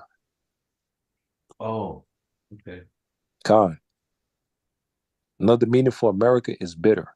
What is bitter? The captivity. Right? So when they say that water was bitter, that water also symbolized the slavery, the captivity we just came out of. Gone. Khan. That's why the Lord said we had to eat what? Bitter herbs. Okay. The bitter herbs symbolize us in slavery, the hard bondage. Gone. You ever had bitter herbs in Passover? Okay. Yeah. Okay. Khan. Gone. You ever had them bitter herbs? Yeah, man. It's rough, huh? Yeah. Right. So imagine that. Imagine you dealing with that as a nation for 400 years. That pain, that suffering. Your nostril all inflamed, your lungs and everything. Mm. Everything Yahweh Shem Shah used is symbology so we can understand it. Gone. Right? And it says, and the people murmured against Moses, saying, what shall we drink? What we going to drink? We thirsty. We don't want to drink no bitter water. Tastes disgusting. And he cried unto the Lord, and the Lord showed him a tree, which when he had cast into the waters were made sweet. There he made for them a statute and an ordinance, and there he proved them and said, if thou wilt diligently hearken to the voice of the Lord thy God, and will do that which is right in the sight, and will give ear to his commandments, and keep all his statutes, I will put none of these diseases upon thee, which I have brought upon the Egyptians, for I am the Lord that healeth thee. So now, that bitter water, which symbolized slavery, the Lord also used that as a threat against Israel and showed them, listen, if you keep my laws and commandments, you won't have to worry about going back to another Egypt or having all these type of diseases, suffering, pain, right? You won't have to worry about your enemies force feeding you pig, swine, destroying your body, shrimp, crab, and lobster, eating abominations, which the Lord hates. Right? Gone. So it said that tree, when he threw it into the water, it made the water sweet. What that tree symbolized? It symbolized the root, which ties into what? The knowledge, the wisdom, and understanding of the Bible, the scriptures. The water symbolized that ever-living water, which is the knowledge of the scriptures. God? Gone. So now, go ahead, King. In verse 25, where it says, there he made for them a statue. Most Christians will look at that and think it's, a monument, like an idol or something made. They would take that, illiterally, because when I read it, there he made for them a statue, I kind of got that, like, okay. And then I thought about, okay, statues, it don't always mean statue as a monument or, something that was built by hand, and a lot of Christians look at that verse and was, that statement right there, and think, okay, they built the statue, like they were worshiping idols or something. No. That Yeah. also ties into law. Right, exactly. Right? That's what it's tying into. Right. Right? Right. Now, also, let's get the next one. So now we're dealing with the water. Our people was thirsty, they needed that water. Right. The water also ties into the ever-living waters, which is Yahweh Shai. Right? Those that believe, out of his belly shall flow rivers of living water. Right? Right. That's the understanding of the scriptures. Now from there, let's get Exodus chapter 15. In verse number 27. Yeah. Right? We're just reading on down. It says, and there came to Elim where were 12 wells of water and 70 palm trees, and they encamped there by the waters. So do you see the symbology with this? It said 12 wells of water. Oh, yeah. The 12 tribes. The 12 tribes of Israel. Done. Right? Okay. 12 wells of water, and 10 palm trees. You see, 3 score means 60. 1 score means 20. 2 score means 40. 3 score means 60. Con? And 10 palm trees. So put that together, that's 70 trees. Okay. Right? So now we're showing you the 12 waters ties into the 12 tribes of Israel, but then the 70 trees, that's also going to show you tying into the 70 elders. That's what I was just about to say too. It's time. Con. Okay, con. But look how the Lord set it all up. Yeah. Right?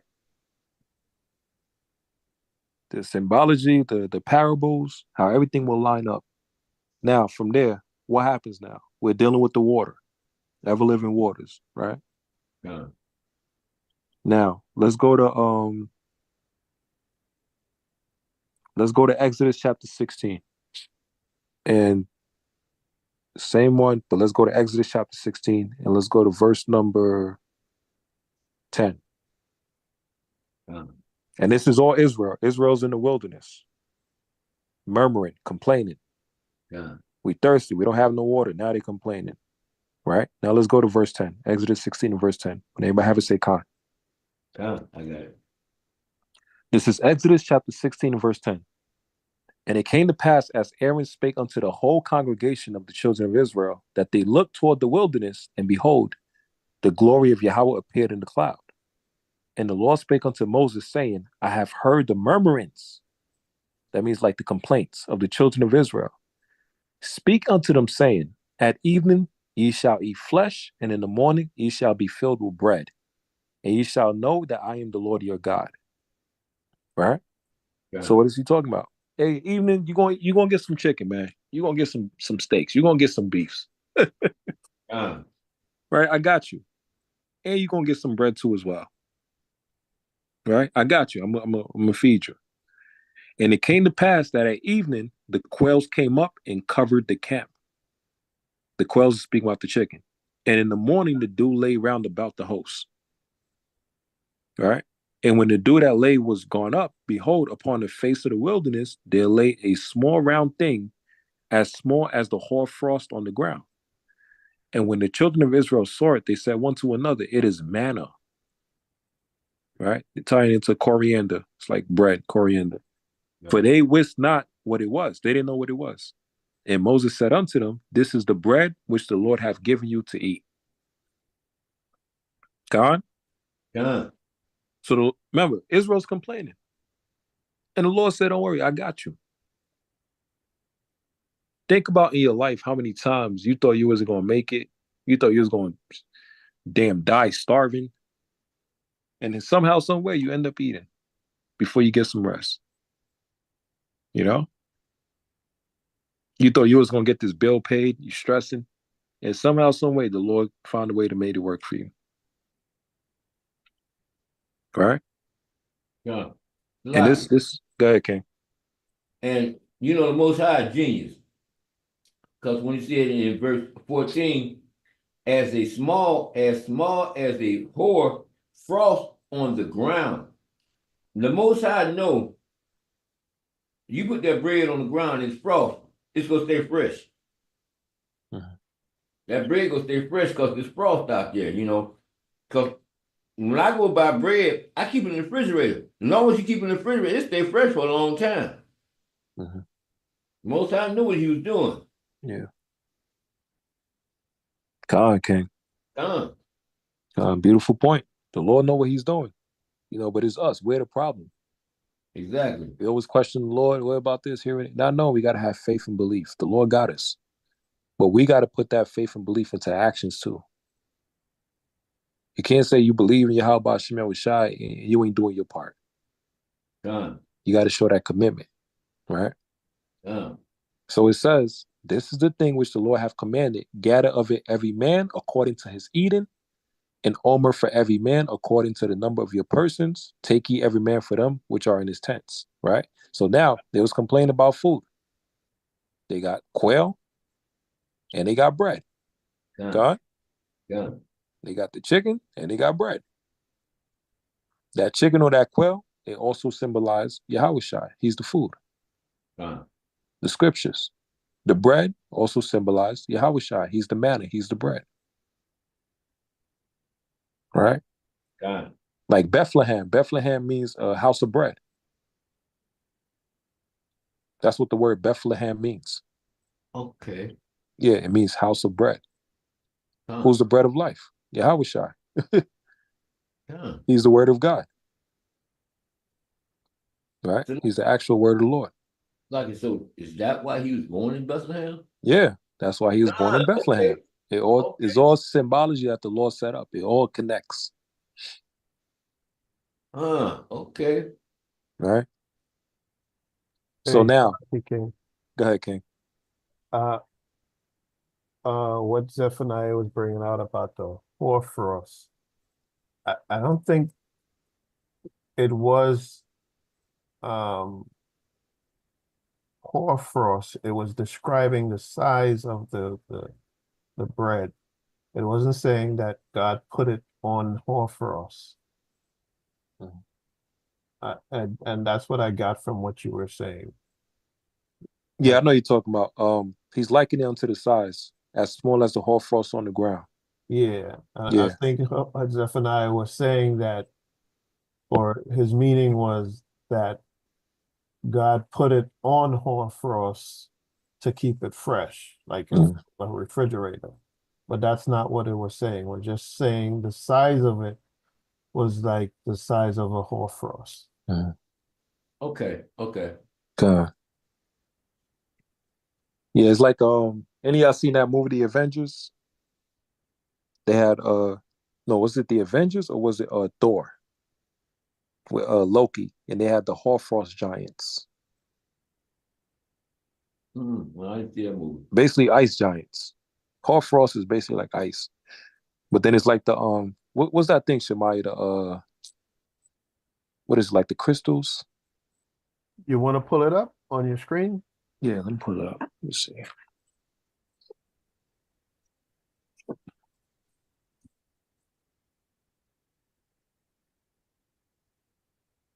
Crystals. Yeah, here we go.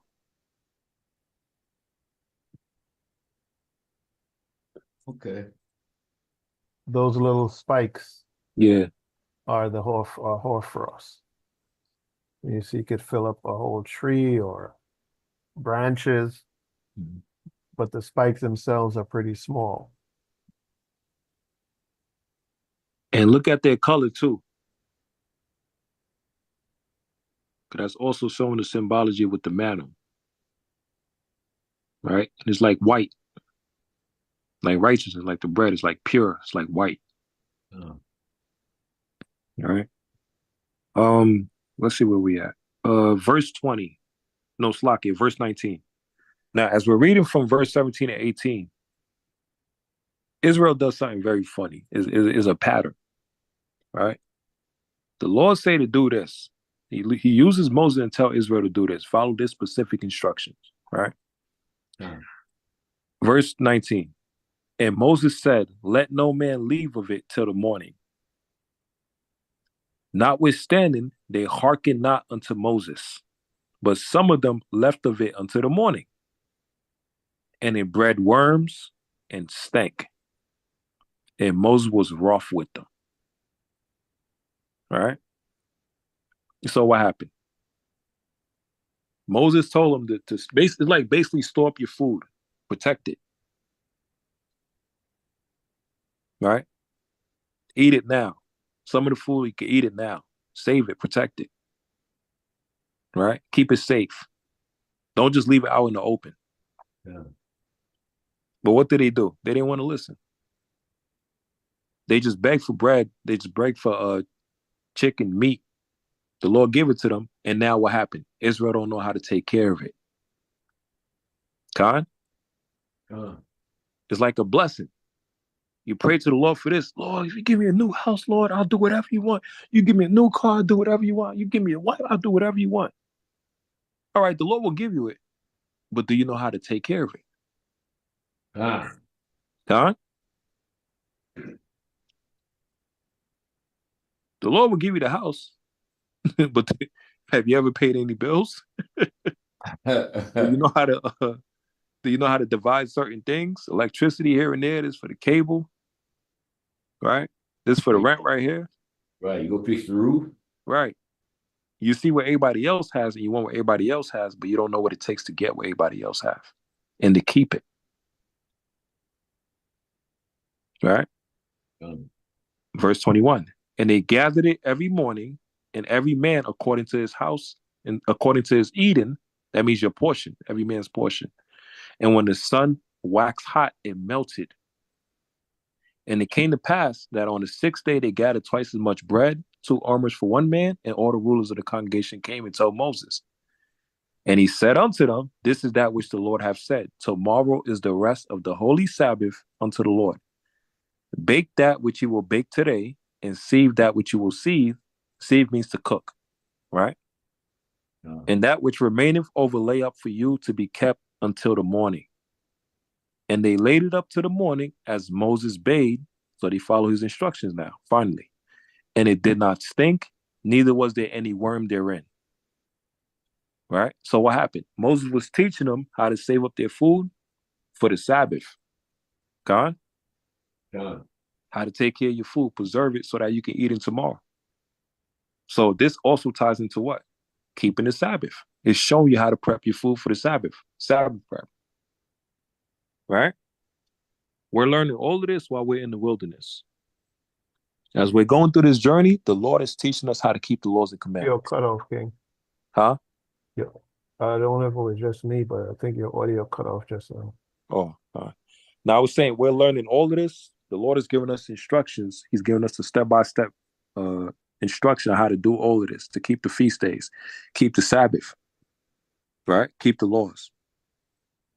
Everything we learn through the wilderness is things that we wasn't taught in Egypt, right?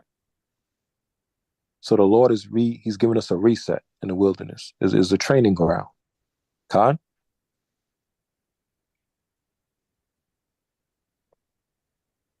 All right, now, from there, let's see. Let's go to Exodus chapter 17.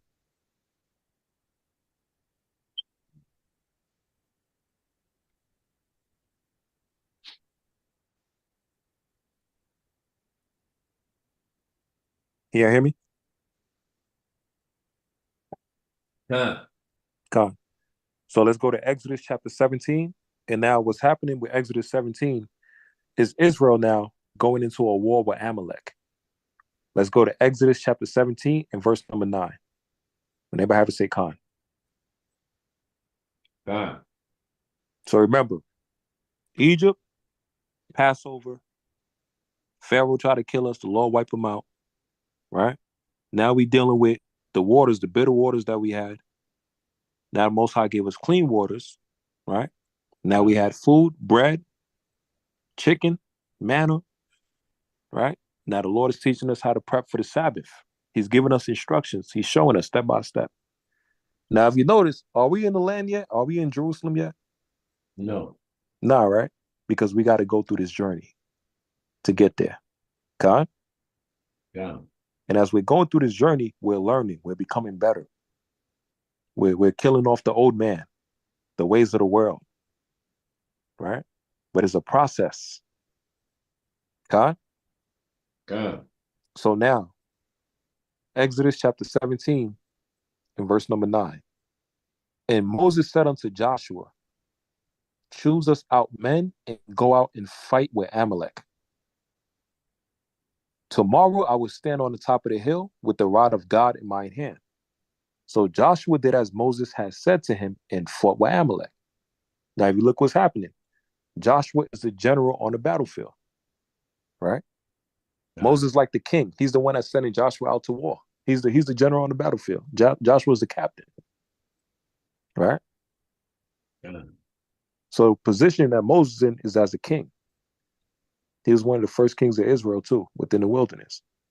Joshua is the general on the battlefield, right?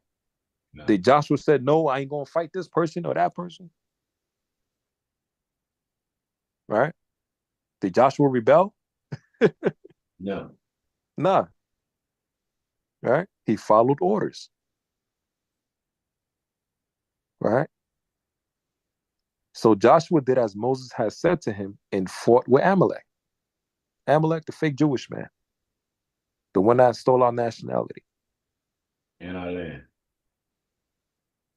the wicked. And Moses, Aaron, and Hur went up to the top of the hill. So they got an oversight. They're seeing the war, how it's going on. It's like playing chess. They got a bird's eye view. And it came to pass when Moses held up his hand that Israel prevailed. But when he let down his hand, Amalek prevailed. Hmm. Look how powerful that is.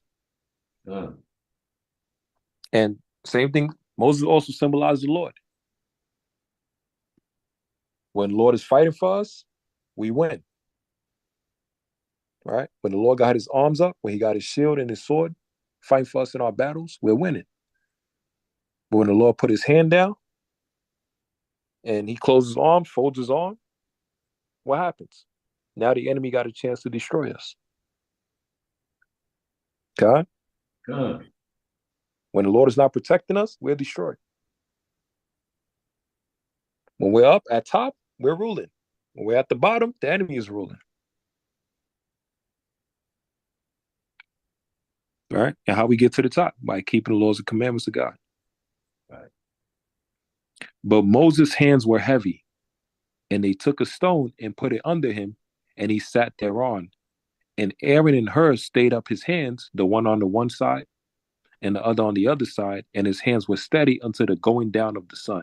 So what did this show in this verse right here? Moses couldn't carry all the burden. He was tired. uh, Okay? So Aaron and Hur came in, and that committed what? Teamwork. uh, Two is better than one. They had to work as a team. Go ahead, King. Growing up as a kid, one of the punishments teachers would give you in the Caribbean was to hold your hands up. So you did something wrong, punishment was for you to go stand somewhere and hold your hands up in the air. Good. After a while, you feel like you're holding bricks Right. because your hands become so heavy. You can only hold it up in the air for so long. Because what happens, right? When you're holding your hands up in the air, the blood flow starts kind of running down from your hands. So your hand starts to feel numb, your muscle starts to hurt. And imagine Moses holding his hands up. After a while, his hands it's feeling like he's holding up a ton of bricks. Right. And that's why when he was there, you know, Moses' hands up, the people are winning. But it's like, oh my God, I can't hold it up. His hand starts to drop. Then God. the enemy starts winning. So it shows even, there's so much like so much things in this story, right? To in terms of examples to show like, listen, even a leader need help, uh, right? A leader can't keep holding his hands up. There gotta be some support. Right. Beautiful point, King. uh, Yeah, leader still needs help. They can't do everything by themselves, you know? Will lose, God. right? There's so much spiritual messages in this, man. God, King. Right? The Most High wasn't making them win if Joshua kept his hand up. Right, I was about to say that. Right? The Most High wasn't making them win if Aaron had his hand up. Right. Right? The Most High saw Moses as the leader and the one who is going to give you victory or make you lose. Right? So you have to step in place and help support your leader. Don't be like happy when he's failing. Right. Don't be happy and proud. It's like, yeah, that nigga can't do it. I know he couldn't do it. I can hold my hands up longer than him. Right. you gaining um, joy because you see your leader's hand is falling. You got to step in place. And Aaron held up one hand, Joshua held up the other. Con, And that's how we all won the battle, man. con, as a team. God, And that's a beautiful point. You made some uh great interpretation with that as well, to show you spiritual message with that, right? The Lord, it's crazy. I was literally about to say that, but I was waiting till you finish your point with Joshua. Something in my mind was going to say Joshua. Joshua didn't keep his hand up. No, the Lord wanted Moses to do it, right? And remember, Moses is the youngest one. That's why the beautiful thing about just knowing the dynamics of the family of Miriam, Aaron, and Moses. Moses is the baby brother. Moses is the one that Miriam saved when he was in the basket, right? The woman that saved Moses when he was in the basket and brought him over to the Pharaoh's wife was Miriam. That's his older sister. Huh? Yeah. So you got to understand the family dynamic of things. They're all working together as a team. Aaron and Moses, the brothers, coming together, and guess what? A lot of people don't know. Moses was scared to speak to Israel. But the Lord said, you can't use that excuse. Don't you know I gave you Aaron to speak for you? He's great at speaking. He's great at putting words together and illustrious, picturesque, and all of this stuff, right? He's going to be your mouthpiece. You are not going to run away from your duties.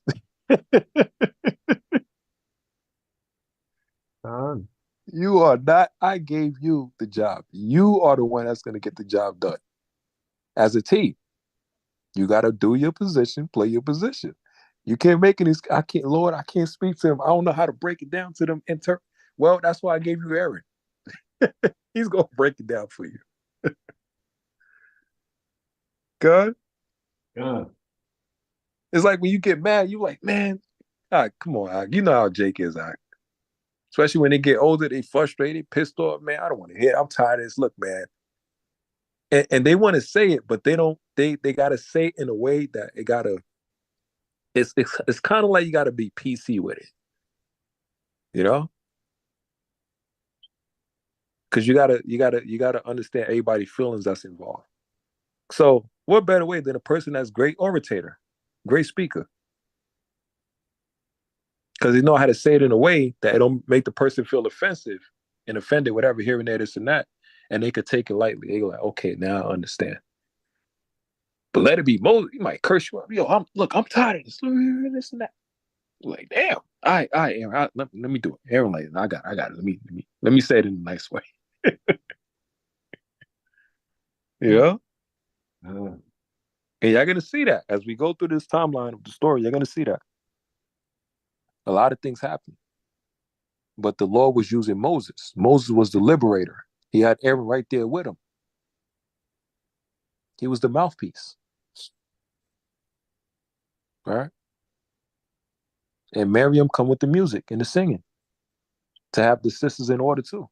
Look how that worked. That's what they had with the sisterhood. Right? Yeah. But with every positive, there's a negative as well too. As we learn through these stories, we can see the dynamics of the family and how they work. And we can all learn from this. And this is all happening in the wilderness. So now, and it came, verse 11. And it came to pass when Moses held up his hand that Israel prevailed, and when he let down his hand, Amalek prevailed. But Moses' hand were heavy, and they took a stone and they put it under him, and he sat thereon, and Aaron and Hur stayed up his hands, and the one on the one side and the other on the other side. And his hands were steady until the going down of the sun. Right? So look what happened. And Joshua discomfited Amalek and his people with the edge of the sword. So he giving Amalek that work. Joshua was beating the brakes off of Amalek. All right. And the Lord said unto Moses, write this for a memorial in a book and rehearse it in the ears of Joshua. For I will utterly put out the remembrance of Amalek from under heaven. God, God. don't you know this is the law? Because everything from Genesis to Deuteronomy, the first 5 books, these are laws. The Lord said he's going to put out the remembrance of Amalek under heaven. And Moses built an altar and called the name of it Jehovah Nasi, for he said, because the Lord hath sworn, this is Yahweh B'Shem Yoshai swearing, put his name on it, that the Lord will have war with Amalek from generation to generation. What does that mean? The Lord is still having war against Amalek to this day. God?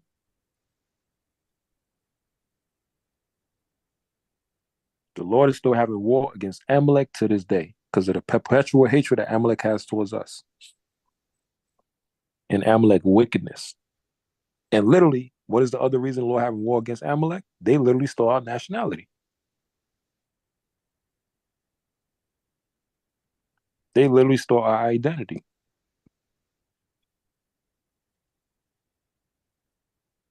All right? So now, what happens from there? Now let's get Exodus chapter 19.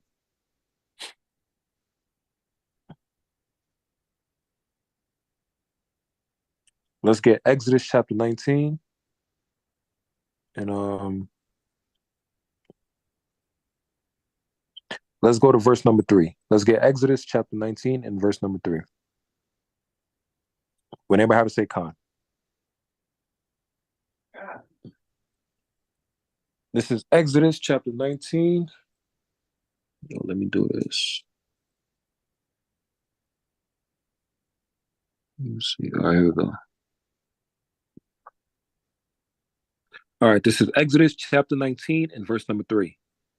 And Moses went up unto God, and the Lord called unto him out of the mountain, saying, Thus shalt thou say to the house of Jacob, and tell the children of Israel. Now let's jump to verse 5. Now therefore, if you will obey my voice indeed, and keep my covenant, then ye shall be a peculiar treasure unto me above all people. For all the earth is mine. Right? So this is the Lord giving us the contract for the commandments. This is part of the contract, the covenant. He said, we keep his laws and commandments, we're going to be the most glorious people, special, best people upon the face of the earth, above every nation on the earth. And ye shall be unto me a kingdom of priests and a holy nation. These are the words which thou shalt speak unto the children of Israel. Now, y'all listen to this. And Moses came and called for the elders of the people and laid before their faces all these words which the Lord commanded him. And all the people answered together. So what happened? Moses brought the contract that the Lord gave him, right? In front of the leadership of all Israel. And all the people answered together and said, all that the Lord has spoken, we will do. Right?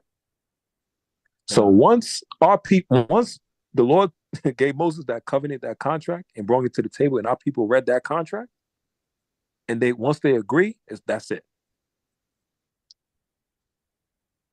Right?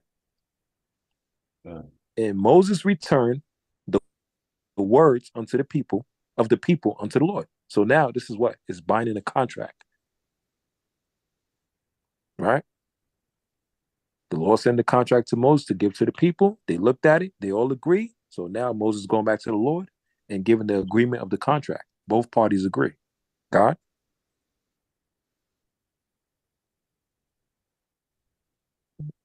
So now, what happens from there?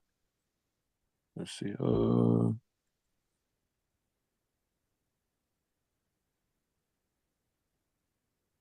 right, now from there, let's go to Exodus chapter 20.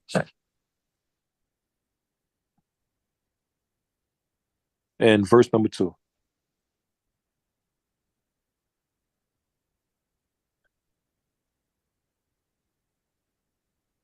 Right? So Exodus chapter 20 now, this is showing what the Lord gave Israel, the commandments.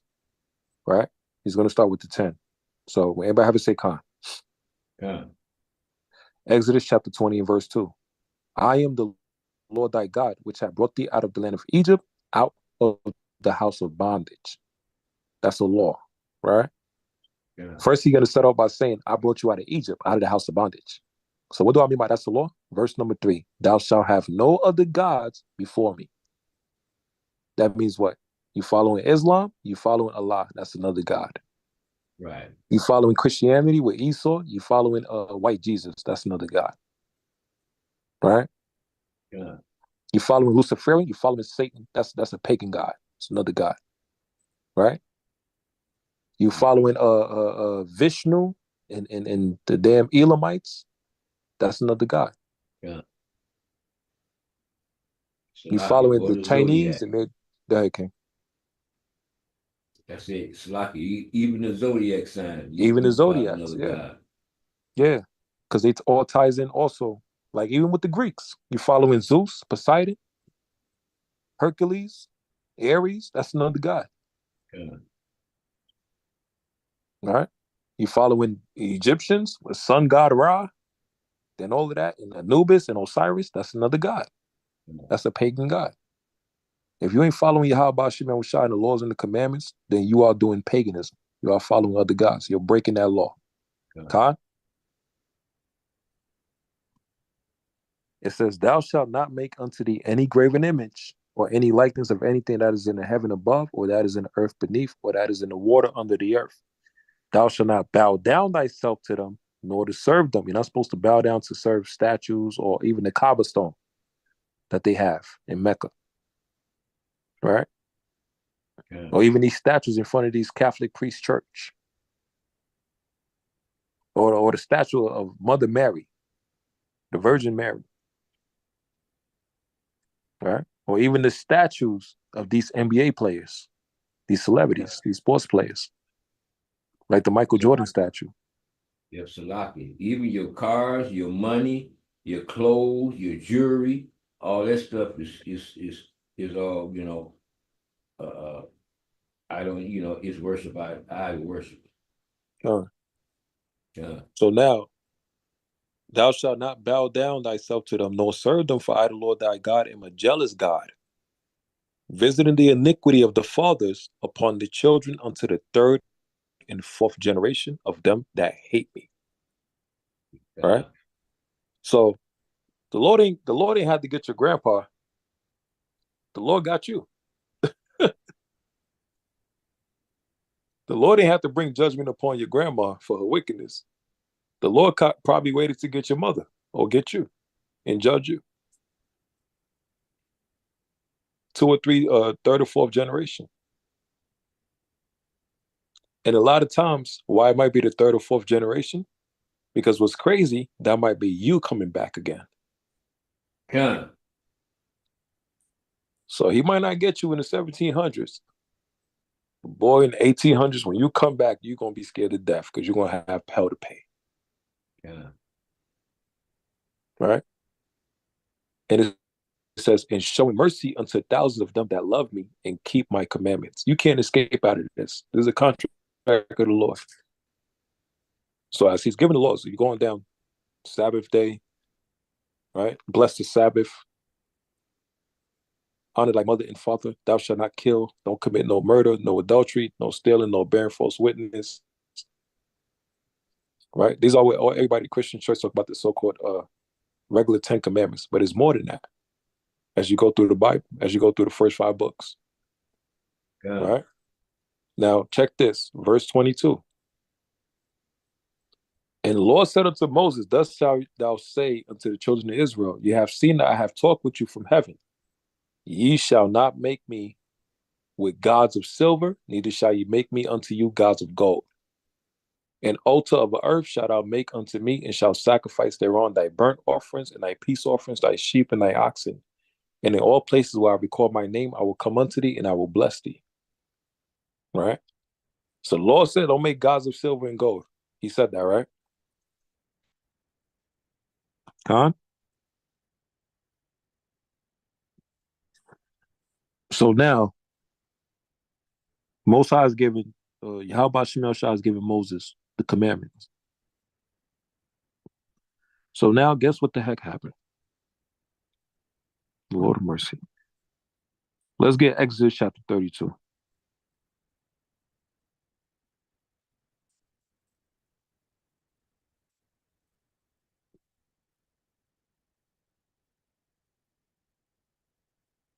Let's get Exodus chapter 32. Because while Moses is up there getting the laws and the commandments from the Lord, it skipped from chapter 20 to now we're at 32. We're at 12 chapters later, right? Let's get Exodus chapter 32 and let's get verse 1. Everybody have a say con.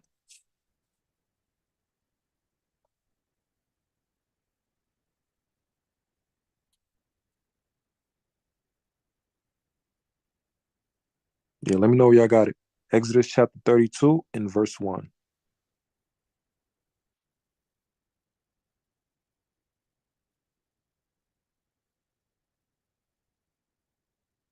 Okay, here we go.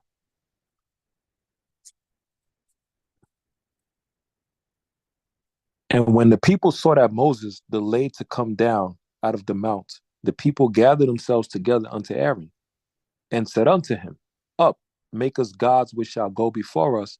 For as for this Moses, the man that brought us up out of the land of Egypt, we would not what has become of him. So now, Moses is up there getting the laws and commandments from the Lord, the commandments, right? Our people were not patient enough to wait until he come back down. Because he been there, 40 days, 40 nights? Our people couldn't wait. They tried to rush the process when they was in Egypt for 400 years. Right? Moses only been with the Lord for 40 days and 40 nights. Making sure they got the laws, the commandments, make sure they had order and structure to make them a holy people. They couldn't wait. So now they're telling Aaron to make us gods of other nations, basically. Make us gods of, idols. Right? And Aaron said unto them, Break off the golden earrings, which are in the ears of your wives and of your sons and of your daughters, and bring them unto me. And all the people break off the golden earrings which were in their ears, and brought them unto Aaron. And he received them at their hand, and fashioned it with a graven tool, after he had made it a molten calf. And he said, These be thy gods, O Israel, which brought thee up out of the land of Egypt. So now look, they already broke the laws. They already committed sin again. And I don't know what they did to Aaron. They must have put that pressure on him. All right. They already committed sins again. So now, and when Aaron saw it, he built an altar before it. And Aaron made proclamation and said, Tomorrow is a feast to the Lord. So now he's celebrating a feast, setting up the golden calf, and giving credit to the golden calf. I said the golden calf got them out of Egypt. So all the things Yahweh Shem Yahushua did for them, they just threw it right out the window. Now remember, the Lord said he's a jealous God. And they rose up early on the morrow and offered burnt offerings and brought peace offerings. And the people sat down to eat and to drink and arose up to play. And the Lord said unto Moses, Go get thee down, for thy people which thou broughtest up out of the land of Egypt have corrupted themselves. Right? So now our people celebrating, it's like celebrating pagan holidays. Christmas, Thanksgiving, New Year's Eve, Halloween. All right? Easter. We're celebrating pagan holidays now. And that's what Esau does. He just make things up right out the blue. And our people fall for it because our people love to celebrate, love to party, love to have a good time, love to eat, love to drink, love to be in a festive mood. So now the Lord is furious. Verse 10. Now therefore let me alone that my wrath may wax hot against them, and that I may consume them, and I will make of thee a great nation. So the Lord was so fed up and mad, he was about to do to them what he did during the time of Noah. He was about to wipe out the Israelites and just start with Moses. All right. And Moses besought the Lord his God and said, Lord, why doeth thy wrath wax hot against the people, which thou hast brought forth out of the land of Egypt with great power and with a mighty hand? Wherefore should the Egyptians speak and say, For mischief did he bring them out, to slay them in the mountains, and to consume them from the face of the earth? Turn from thy fierce wrath and repent of this evil against thy people. So the Lord had to talk, Moses had to talk the Lord out of it. Right? So now the Lord's going to put the blame on Moses. He got to deal with the situation now. Let's see. So we're going to jump to verse number 15. And Moses turned and went down from the mount, and the two tables of the testimony were in his hand. And the tables were written on both of their sides. On the one side, on the other were they written. And the tables were the work of God. And the writing was the writing of God graven upon the tables. It's funny, a lot of people talk about, they say, who wrote the Bible? Who wrote this? Who wrote the commandments? But the scripture just says in verse 16, right? It was the writing of God graven upon the tables, right? And when Joshua heard the noise of the people as they shouted, he said unto Moses, there was a noise of the war in the camp. And he said, it is not the voice of them that shout for mastery, neither is it for the voice of them that cry for being overcome, but the noise of them that sing do I hear. Now look what happened with Moses. And it came to pass as soon as he came nigh unto the camp that he saw the calf and the dancing. And Moses' anger waxed hot, and he cast the tables out of his hands and brake them beneath the mount. And he took the calf which they have made and burned it in the fire and ground it to the powder and stored it upon the water and made the children of Israel drink it. Right? So like you got to drink your own destruction, your own wine. And it's like in the book of Jeremiah, the Lord said that cup, that trembling, which bring wrath and destruction. Now you got to drink of it. In Lamentation chapter 4 as well. Right? And Moses said unto Aaron, what did this people unto thee, that thou hast brought so great a sin upon them? And Aaron said, let not the anger of my Lord wax hot. Thou knowest the people that they are set on mischief. So as you go on down, let's jump all the way down to verse number 26. Then Moses stood in the gate of the camp and said, who is on the Lord's side? Let him come unto me. And all the sons of Levi gathered themselves together unto him. And he said unto them, thus saith the Lord God of Israel, put every man his sword by his side, and go in and out from gate to gate throughout the camp, and slay every man his brother, and every man his companion, and every man his neighbor. And the children of Levi did according to the word of Moses, and there fell of the people that day about 3,000 men. All right. So you see what happened? In order to put away the wickedness that our people done by committing idolatry, right? Worshiping other gods and partying and BS. The Lord had people that was chosen that was going to bring destruction against the wicked. And they had to put out the evil of their own people because of the sin. Right? And they didn't have to worry about their family and brother, mother, father, sister, whatever. If you committed a sin against the Lord in that time, the Lord is going to put you to death. Khan?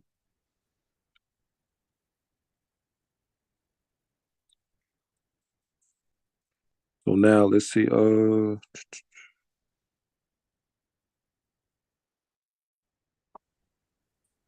And remember, we're still in the wilderness. Everything, all of this that's happening is still us going through our journey into Israel, into the land, Jerusalem. Right? So those that have committed the sin against the Lord had to put them to death. And he said he killed 3,000. Right? He had to trim the fat. For Moses has said, consecrate yourselves a day to the Lord, even every man upon his son and upon his brother, that he may bestow upon him you a blessing this day. And it came to pass on the morrow that Moses said unto the people, ye have sinned a great sin. And now I will go up unto the Lord, peradventure I shall make an atonement for your sin. So look at the process. Right? It's the same thing that Yahushua had to do because of the sins of our people. The Lord had to make Yahushua as that sacrifice for the atonement of the sin of our people. And Moses said they made a great sin. All right. So let me see.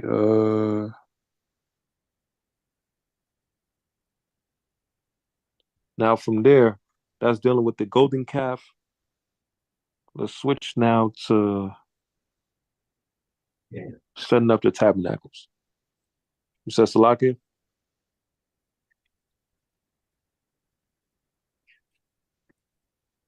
Let's switch to now setting up the tabernacle. They just got the commandments, and now what happened? Moses had to bring righteous men, righteous people that was going to put the wicked away, the evil away. Right? The same thing as in the time of the Maccabees.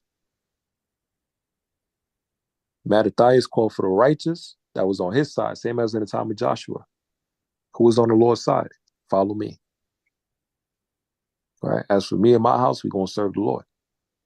In the time of the Maccabees, Mattathias, he was calling for all the righteous Israelites that was willing to fight against the wicked. All right? And that time is coming. It's going to be the righteous versus the wicked. It's coming. Huh? That time is coming, man. We want to make sure we make the right choices. No emotions, no feelings. We do thus saith the Lord. Right? Now from there, let's get Exodus chapter 40 and verse number. We're going to skip past a bit. Let's get verse number 2.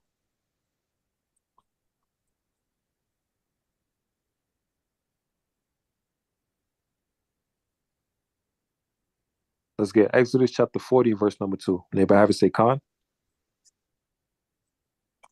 Yeah. Right. So remember the timeline from us in Egypt, Passover, right? Pharaoh chasing after us, the Lord wiping them out. Then from there, us dealing with the bitter water, complaining about food and water, hungry, thirsty, need food and drinks and whatever. The Most High provide the quail for us, right? The bread, the water, all that symbolizes Yahushua, right? Our people still complaining. And then now we have a war against Amalek. Moses' hands goes up and we're winning, we're prevailing. Moses' hand go down and we're losing the war. And him as the leader, he needs help. So Aaron and Hur holds his hands up. And then Joshua wins the battle in the end. And the Lord made a law and said he's going to make a memorial and a promise to wipe out Amalek and also have war against them to this day. Khan? Yeah. Then from there, we go to what? We made a promise with the Lord, the covenant. Lord gave Moses that contract. Went to the people. We all agree. We'll keep the law. Moses go up to get the laws. He had to be rushed back down. Why? Because when he was gone for 40 days, Aaron got pressured by the people and they built the golden calf. And Moses come back down. He frustrated, like, damn, I just wasted my damn time. I was up there trying to get everything I needed for y'all, get y'all situated, have everything decent in order. And I come back down here, y'all partying, y'all already committing great sins. So now, guess what? Moses had to put the evil away. 3,000 people had to die to protect everybody else. Right? Now we're dealing with the tabernacle. Let's get Exodus chapter 40 and verse 2. Anybody ever say Khan? Yeah. This is Exodus chapter 40 and verse 2. And on the first day of the first month, shalt thou set up the tabernacle of the tent of the congregation. And thou shalt put therein the ark of the testimony and cover the ark with the veil. And thou shalt bring in the table and set in order the things that ought to be set in order upon it. And thou shalt bring in the candlesticks and the lights and the lamps thereof. So this is all tying into the tabernacle. The Lord is showing them how to build the tabernacle, right? Let's jump all the way down now to verse number 15. Remember, Exodus chapter 40 is describing the building of the tabernacle, right? And thou shalt anoint them as thou didst anoint their fathers, that they may minister unto me in the priest's office. For their anointing shall surely be an everlasting priesthood throughout their generations. They speak by Aaron and his sons. Thus did Moses, according to all that the Lord commanded him. So did he. And it came to pass in the first month, in the second year, on the first day of the month, that the tabernacle was reared up. right? The tabernacle symbolized the house of the Lord, where the Lord can dwell in, which was the Ark of the Covenant.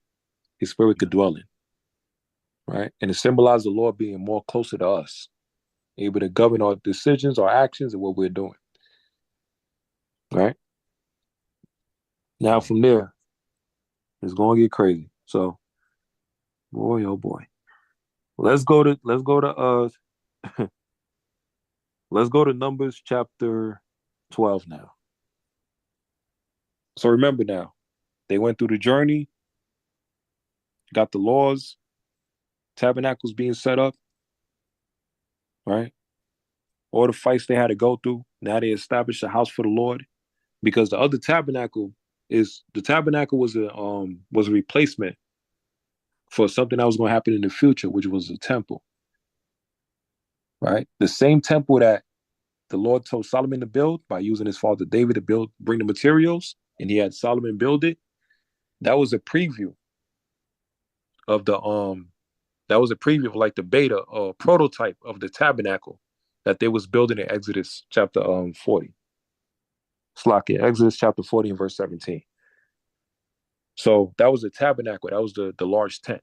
But the physical building was the one that Solomon himself built, right? That was full of gold and everything. It was made of gold and all of that. So everything took time. It was a process. But now there's some problems happening. Remember, the golden calf, Israel through the wilderness, murmuring, complaining about everything, right? They got the laws now, and then they break the laws by building the golden calf. Then they build a tabernacle now. Now the Lord is closer to them now. Now, let's get Numbers chapter 12 and verse 1. This is all while we're in the wilderness. Numbers chapter 12, verse 1. Anybody have a say, Khan? And Miriam and Aaron spake against Moses because of the Ethiopian woman whom he had married, for he had married an Ethiopian woman. So now, the same Miriam and Aaron that was with Moses moving as a team now, they got an issue with Moses because of the Ethiopian woman. But the issue actually is not the Ethiopian woman, right? It's going to show you. Watch this. And they said, have the Lord indeed spoken only by Moses? Have he not spoken also by us? And the Lord heard it, right? So what is happening in verse number 2?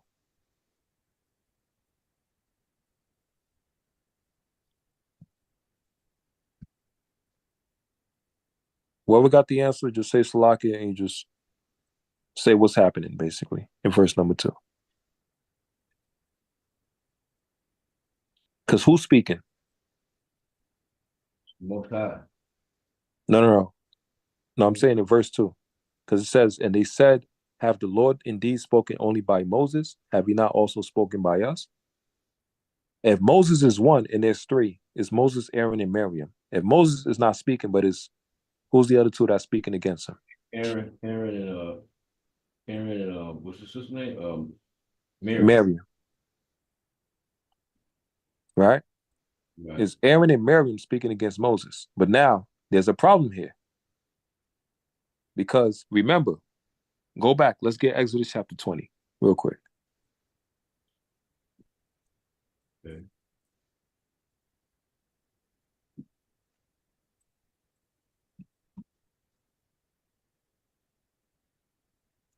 Exodus 20 and verse 19.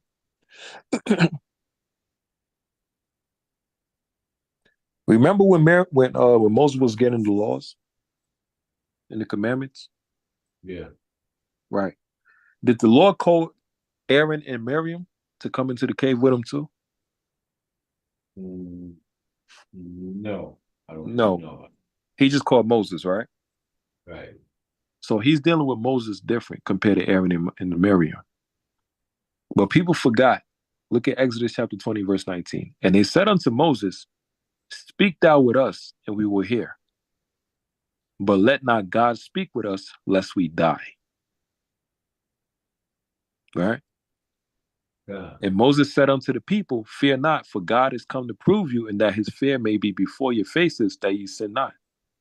And the people stood afar off, and Moses drew near unto the thick darkness where God was. So what was happening? The people were scared to speak to the Lord.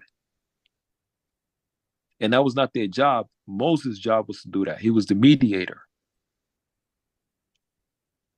Right? Yeah. But they forget how terrifying the Lord is. When it was Moses' time to speak to the Lord, everybody wanted to separate. They wanted to get the hell away. Right? Yeah. They were terrified. They were scared. But they forget the Lord used him to get them out of Egypt. Aaron was there too as well, but the Lord was using Moses to do it. So now what happened? From Exodus to Numbers now, Aaron and Miriam, guess what? They start to get a bit too comfortable. Remember, they're siblings. They're brothers and sisters. Okay? Yeah. They got too comfortable now. And now they thinking that they're equal with Moses. And remember, he's the younger brother too. Oh, okay. Yeah, he's the younger brother. I didn't know that. Yeah. And remember the way he grew up. He grew up in the house of the Pharaoh when he was young, to the age of 40. Aaron and Miriam, they was suffering. They was going through it. So even the way they both grew up was different. Right? So now they thinking that they're equal with him. That's why they try to challenge him. That's why he said, and they said, have the Lord indeed spoken only by Moses? So now they saying, is the Lord only speaking to you? You ain't the only Israelite here. The Lord answered my prayers too. Have he not spoken also by us? And the Lord heard it. Now the man Moses was very meek. That means he was humble, right? What's that saying? Take the high road, let them talk crap and all of that stuff, and you just ignore them, show them mercy. He was very humble. Above all the men which were upon the face of the earth. Now that's a problem there. Because if Moses is a man that loves his people, but he's also humble, he's meek. He want to help people. He want to show mercy to people. What happens now? Sometimes people could take advantage of that. Khan, Yeah. they could take advantage of your kindness and they mistake your kindness for weakness. Yeah. Right? But remember, when Moses got pissed off, the Lord sent him down to the mountain. He see the wickedness they was committing. It said Moses waxed hot and said, whoever's on the Lord's side, come behind me, take your sword, and you slay your brother, your sister, son and daughter, whatever. Slay the wicked. Right? Yeah. So when a person is meek, is they can take a lot, but when they get fed up and pissed off and mad and explode, or you finish. It's like a nuclear bomb. They could hold in a lot, they could take in a lot, but when they're really pissed off and mad and they like a volcano, or you done. All right. And that was the Lord. The Lord was fed up. The Lord was pissed off. The Lord was mad. And the Lord spake suddenly unto Moses and unto Aaron and unto Miriam, come out ye three unto the tabernacle of the congregation. And they three came out. All right. And the Lord came down in the pillar of the cloud. Pillar of the cloud speaking about the chariot. And stood in the door of the tabernacle and called Aaron and Miriam, and they both came forth. And he said, hear now my words. If there be a prophet among you, I, the Lord, will make myself known unto him in a vision, and I will speak unto him in a dream. All right.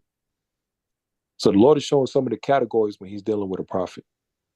He'll give them signs and visions in a dream.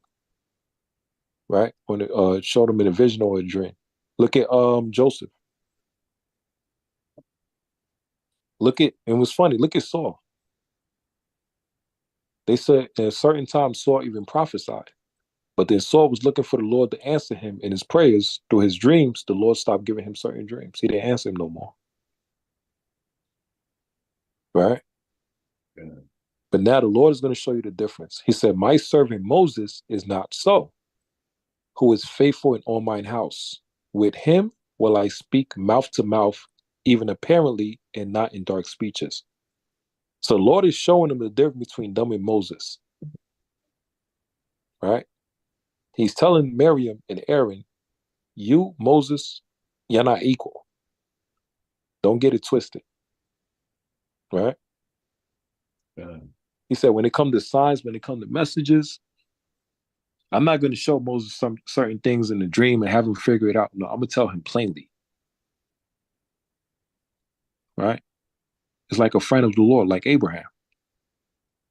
Because the key thing with Moses, remember, he's meek, he's humble. And don't forget, shit, he didn't want to do the job in the first place. He was scared of Israel. He didn't know what to say to them. You know? Yeah. But the Lord said, don't fear, I got you. You're the person for the job. You're going to get Israel out of this situation. You're going to be the liberator. I got you. And remember, Moses kept praying for them. Lord, show mercy, show mercy, show mercy. So imagine that. All the time you praying for a brother and sister for the Lord to show them mercy. And then now when the shoe's on the other foot, they don't want to show you mercy. Ain't that something? Yeah. My servant Moses is not so, who is faithful in all mine house. With him will I speak to mouth, even apparently, and not in dark speeches. And the similitude of the Lord shall he behold. That means he's going to make it plain upon table for Moses to understand. Wherefore, then, were ye not afraid to speak against my servant Moses? And remember, the tabernacle is right there. The Ark of the Covenant is right there. The Lord's already in the third heaven. He hears everything. He sees everything. But just imagine, the Ark is basically like Yahweh Shem Shah is literally right next door to you.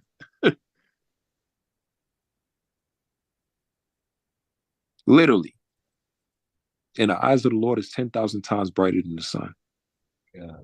Now, let me give y'all a quick precept to show y'all Moses and Aaron were not equal. Let's get Exodus chapter 7.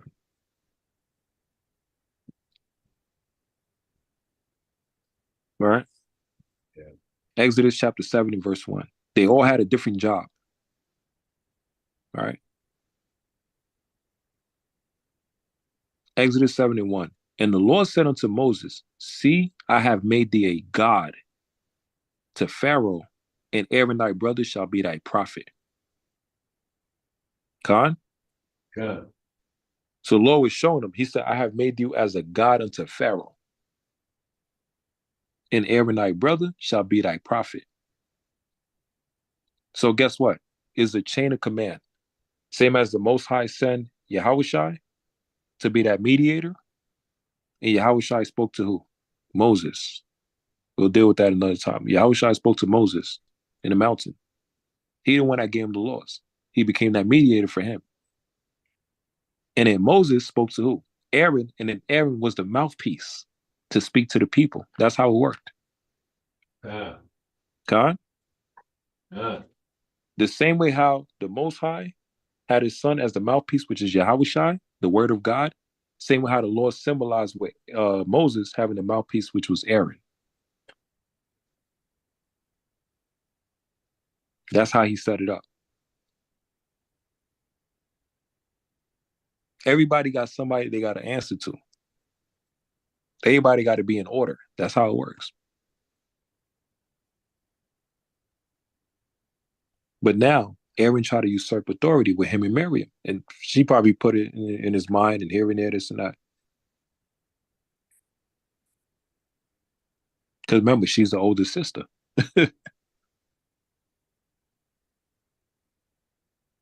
Right? So now what happens?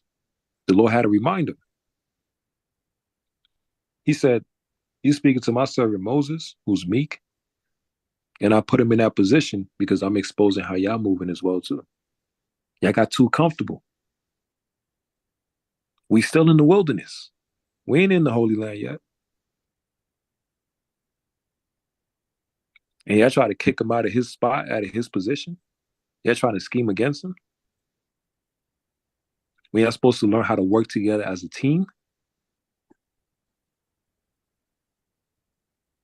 And that's what happened a lot with Israel, man. Especially today with Israel. Everybody's scheming and here and there, this and that, and subliminals and all of this stuff. You know? I remember we was doing camp in New York. And the elder was teaching, and this one Jake came up, and the Jake act like he knew everything. The elder said, "Hey, brother, like, what's going on, man? We just trying to talk to you nicely." He said, "Yeah, I hear."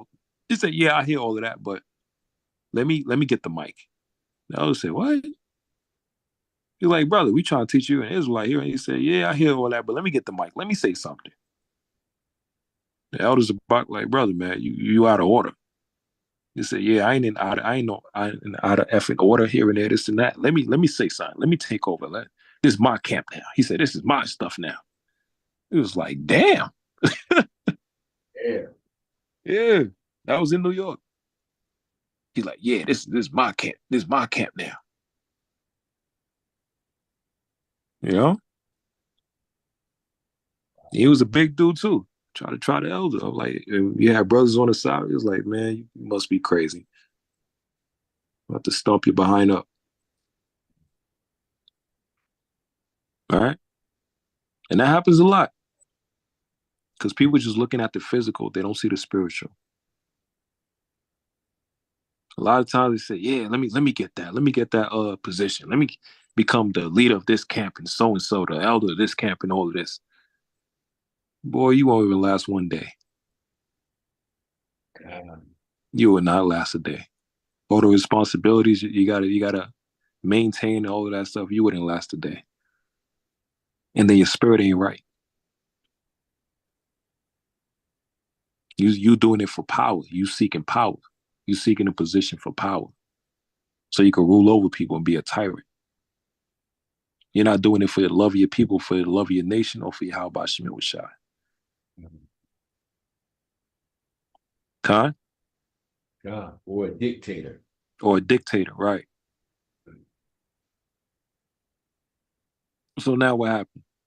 And the anger of the Lord was kindled against him, and he departed. And the cloud departed from off the tabernacle, and behold, Miriam became leprous, white as snow. And Aaron looked upon Miriam, and behold, she was leprous. All right. Now, with her being made leprous, she's basically a walking sin. She's a white woman right now. Yeah. Yeah, she's a white woman.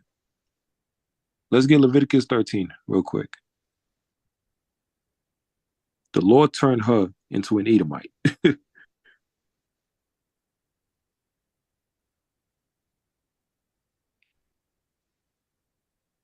Let's get Leviticus 13 and let's get verse 30.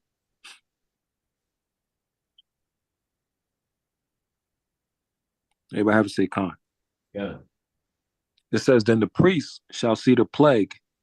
That's what she became, a walking plague. "And behold, if it be in the sight of deeper than the skin, and there be in it a yellow thin hair, then the priest shall pronounce him unclean. It is a dry scald, even a leprosy upon the head or beard." Right? That's what she had, leprosy. Right.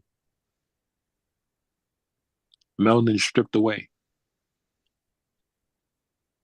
And the thing with the Edomite, a lot of these Edomites, blue eyes, a lot of them that have blue eyes, their hair is what color? Blonde. And then you see a lot of our sisters today, even brothers, they want to dye their hair with some yellow in it.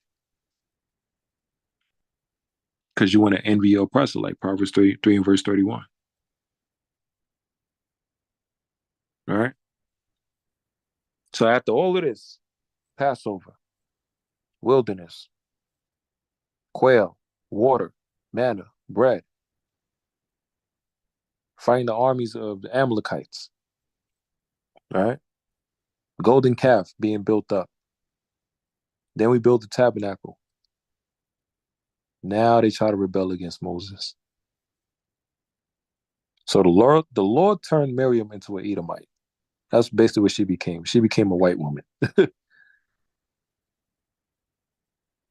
And Aaron looked upon Miriam, and behold, she was leprous. And Aaron said unto Moses, Alas, my Lord, I beseech thee, lay not the sin upon us, right?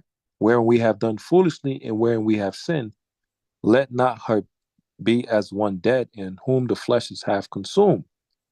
And he cometh out of his mother's womb. That ties into who? Esau. Genesis 25. Right? Came out red. And Moses cried unto the Lord, saying, Heal her now, O God, I beseech thee. Now look what the Lord said.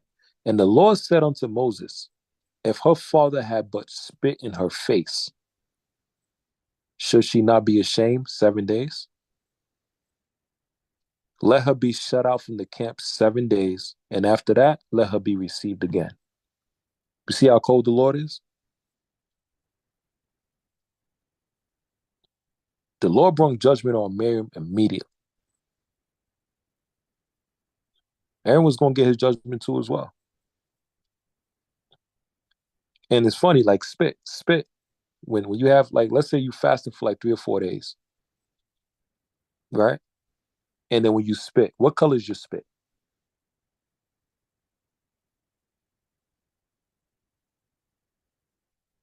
Huh? When you're fasting, after like 3 or 4 days, your spit becomes like pure white, like milky. It becomes like milky white. So the Lord used that analogy, same as that's the law too as well, with the woman, like the shame, tying either to adultery, even with Moab, right? When the father, their daughters bring shame unto them, they'll either kill them, and if they don't kill them, they'll spit in their face for bringing shame unto them. So the Lord said, when the father spit in the daughter's face, spit in her face, and she be ashamed for 7 days, that spit also tied into her being leprous, because the color of spit is white, it's pure like milk, right? And she became a plague for 7 days. And Miriam was shut out from the camp 7 days, and the people journeyed not till Miriam was brought in again. So imagine the shame she must have felt.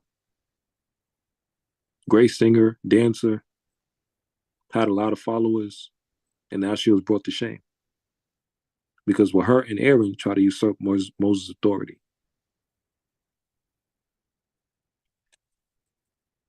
All right.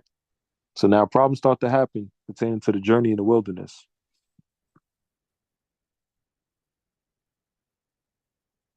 All right, let's get Numbers. Let's get this one right here.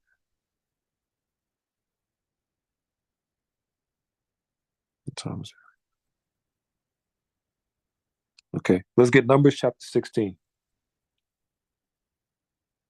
So it goes from Miriam. They had the one Moses send the spies over to spy the land and see how it is, and they was talking about the giants. And out of them 12 that Moses sent, only 2 came back, ready to go to war against the heathens. They call them the giants or whatever. That was Joshua and Caleb. All right. And it's the same thing. Same as Yahushua sending out the 12 apostles, 12 disciples at the time. Same thing Moses did. Right. And he sent out an Israelite from each tribe of the 12 tribes. And only Joshua and Caleb came back with a positive report to go to war against the heathens. And Joshua symbolized Ephraim for northern kingdom, and Caleb symbolized Judah for southern kingdom. Right? So that's northern and southern kingdom. The kings of northern kingdom and the king of the southern kingdom. Right? So let's get Numbers chapter 16 and verse 1. Anybody have to say Khan?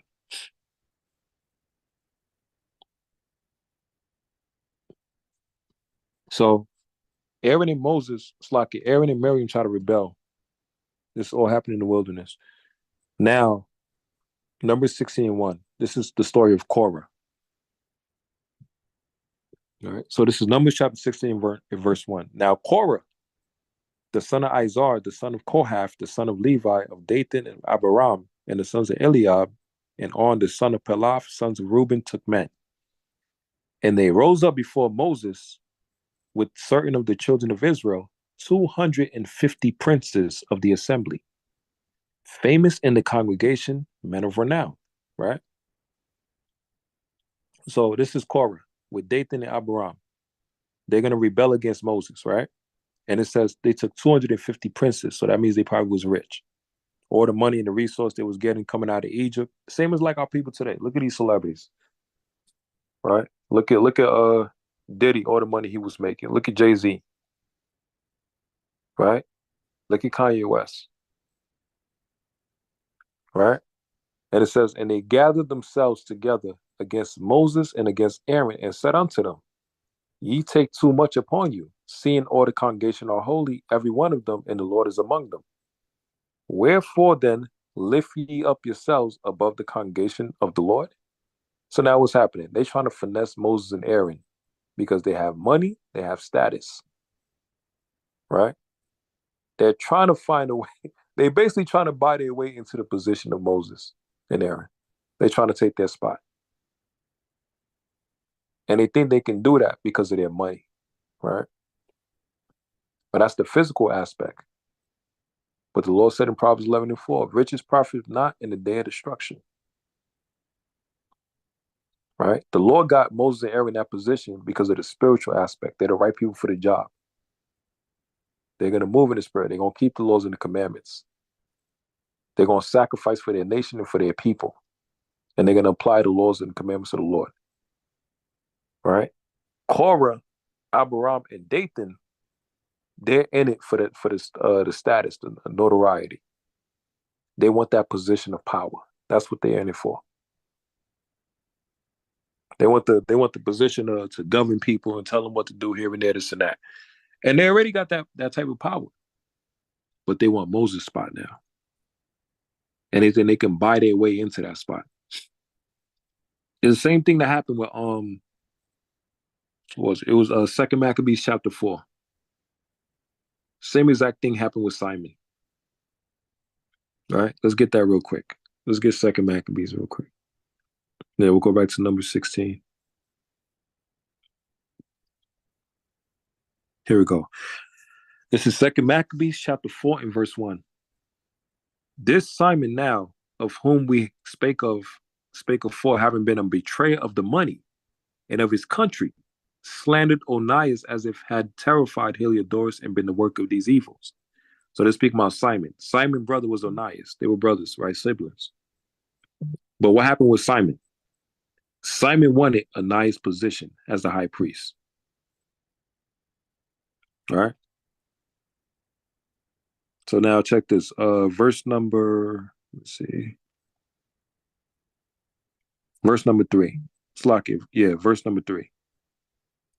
But when their hatred went so far that by one of Simon's faction murders were committed, Onias, seeing the danger of this contention, and that Apollonius, as being the governor of Cilicia and Phoenix, did rage and increase Simon's malice.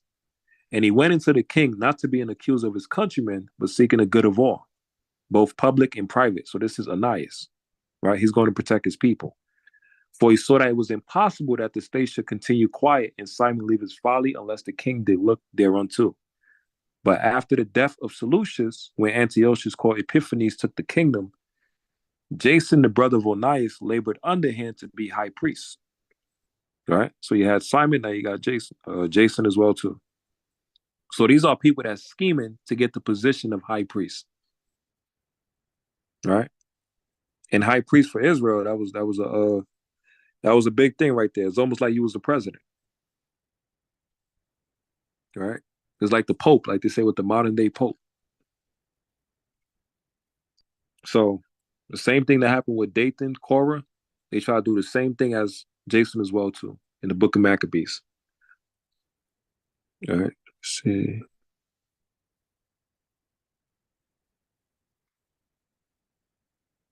All right, this is Numbers chapter 16 and verse number 4. And when Moses heard it, he fell upon his face and spake unto Korah and unto all his company, saying, even tomorrow the Lord will show who are his and who is holy, and will cause him to come near unto him. Even him whom he hath chosen will he cause to come near unto him. All right. This do, take you censers and Korah and all his company, and put fire therein, and put incense in them before the Lord tomorrow. And it shall be that man whom the Lord doeth choose, he shall be holy. You take too much upon you, ye sons of Levi. And Moses said unto Korah, here I pray you, ye sons of Levi, seemeth it but a small thing unto you, that the God of Israel has separated you from the congregation of Israel, to bring you near to himself, to do the service of the tabernacle of the Lord, and to stand before the congregation and minister unto him. And he hath brought thee near to him, and all thy brethren and sons of Levi with thee, and seek ye the priesthood also. So Moses like, damn, you greedy as hell. The Lord got you near to him. You're already holy. You're a Levite. And you still want to seek more power. Now you want my position. All right. So now Moses basically giving the challenge. All right, we'll see. We'll get the frankincense and myrrh. Right. We'll go to the altar and we'll see tomorrow who the Lord is dealing with. After the prayers, we'll see who the Most High prayer is going to be answered by. All right. Well, Slaki, we'll see who the Most High, who prays that the Lord is going to answer. All right. Verse 12. Slaki, verse 11. For which cause both thou and all thy company are gathered together against the Lord. And what is Aaron, that ye murmur against him? And Moses sent to call Dathan and Abiram, the sons of Eliab, which said, we will not come up. So look at these Negroes, proud as hell. Right? They rich, they got money, and all of this stuff. They got status. Right? They got recognition. They're proud as hell. So Moses told them to come up, and they said, who the hell is you? We ain't listen to you. We ain't got to listen to you. All right? So now what happened? Verse 15. And Moses was very wroth, and said unto the Lord, respect not thou their offering.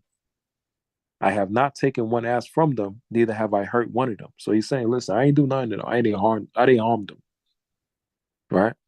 I don't know why they mad at me. I don't know why they jealous at me. I don't know why they trying to kill me. Right? I don't know why they offended by me. I haven't done a damn thing to them. So now Moses is telling the Lord, don't accept their prayers. Now that's dangerous. Because depending on how you treat a brother or sister, the Most High might not accept your prayers until you make amends with that brother or sister. So imagine you praying the whole time and you think the Lord is answering your prayers, but there's somebody answering, but it's not the Lord, it's Satan. Remember John 9:31 and Proverbs 28 verse 9. The Lord don't hear sinners. All right. And what is it? Luke chapter 4. Satan told Yahushua to bow, he'll give him everything. He'll give him riches and gifts and everything that he needs. If he'll submit to Satan. So the wicked could give prizes and gifts, but the Lord gives gifts as well too. But you might be thinking that the Lord is rewarding you and blessing you, but it's not the Lord, it's Satan. All right. So let's jump on down. Let's see. Here we go. Verse 19. And Korah gathered all the congregation against them unto the door of the tabernacle of the congregation. And the glory of the Lord appeared unto all the congregation. And the Lord spake unto Moses and unto Aaron, saying, separate yourselves from among this congregation, that I may consume them in a moment. And they fell upon their faces and said, O God, the God of spirits of all flesh, shall one man sin? And wilt thou be wroth with the whole congregation? And the Lord spake unto Moses, saying, speak unto the congregation, saying, get you up from about the tabernacle of Korah, Dathan, and Abiram. Right? So what happened? They had to separate from those that try to rebel and try to usurp Moses and Aaron's authority. All right? And the Lord said, don't touch nothing of theirs. Don't touch their food. Don't touch their clothes, whatever they gave you. Why? Because a lot of times A person that has status and that's rich, they might use that to their benefits to try to buy you, right? Try to buy your morals, your dignity, right? There's even a law on that when it comes to a judge. When you're judging a matter, don't judge a person by respect to persons, by what they got, by their resources, by their money. You have to judge fair, all right? And he spake unto the congregation, saying, Depart, I pray you, from the tents of these wicked men, and touch nothing of theirs, lest ye be consumed in all their sins. So they got up from the tabernacle of Korah, Dathan and Abiram on every side. And Dathan and Abiram came out and stood in the door of their tents, and their wives and their sons and their little children. And Moses said, Hereby ye shall know that the Lord hath sent me to do all these works, for I have not done them of my own mind. If these men die in the common death of all men, or if they be visited after the visitation of all men, then the Lord hath not sent me. But if the Lord make a new thing, and the earth open up her mouth and swallow them up, and all that pertaineth unto them, and they go down quick into the pit, then ye shall understand that these men have provoked the Lord. And it came to pass, as he had made an end of speaking all these words, that the ground clave asunder that was under them, and the earth opened up her mouth and swallowed them up in their houses, and all the men that appertain unto Korah and all their goods. Right? So the Lord did what? The Lord killed them, brought in judgment, destroyed them, their whole household, their wife and their children, everything that they had. Right? Because they were greedy. They didn't want to listen. They wanted to rebel. They think they know everything. They think they know better than everybody. They didn't want to do what the Lord said to do. Right? They and all that pertained to them went down alive into the pit, and the earth closed upon them, and they perished from among the congregation. And all Israel that were round about them fled at the cry of them, for they said, Lest the earth swallow us up also. And there came out a fire from the Lord, and consumed the 250 men that offered incense. And the Lord spake unto Moses. So now what happens? The Lord killed Dathan, Abiram, and Korah. And then the Lord also killed the 250 men that was on their side. Right? And that also brought in incense. Now, the incense could have been with weed. Right? It could have been the smell of weed or sage or whatever. The Lord don't want to accept stuff like that. Right? Especially when you keep the Lord's feast days and you're coming around the Lord and you're smelling like drugs. The Lord don't want to accept stuff like that. Right? And also, what are you doing in the dark? The Lord will see and bring it forth into the light. He didn't accept their offering because their spirit was off. Their intentions. They couldn't respect leadership or rebuke. So the Lord didn't just wipe them out. He wiped out their whole family and everybody else that was with them. Let's get a quick precept. Let's get Titus chapter 1.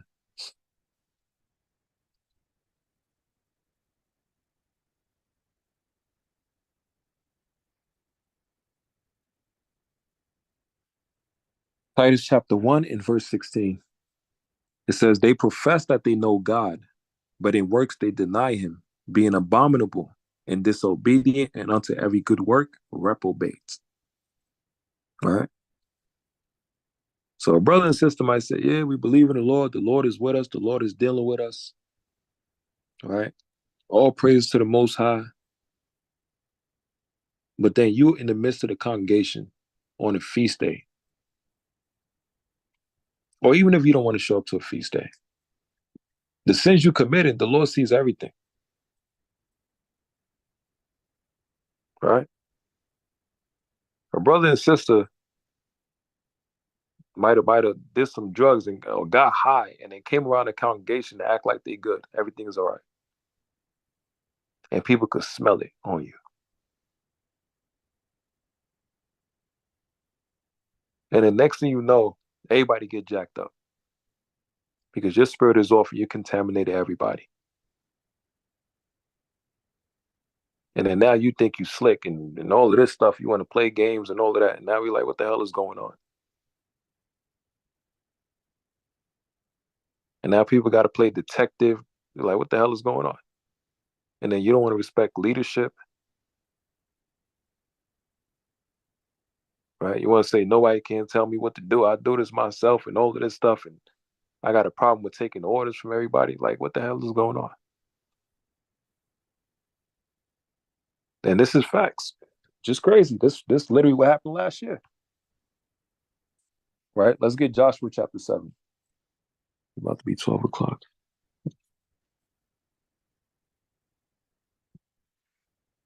It's going to be one more story. Let's get Joshua chapter 7.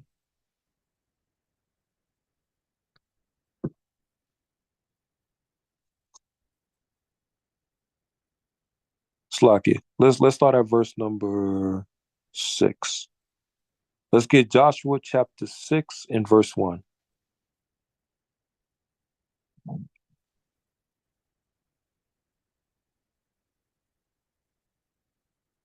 Yeah, Joshua chapter 6 and verse 1.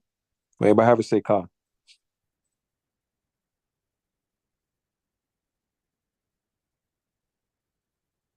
Right? This is Joshua chapter 6 and verse 1. Now Jericho was straitly shut up because of the children of Israel.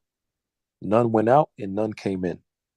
Right? So if you just fast forward, this is the story of Joshua and the Israelites versus Jericho. Right?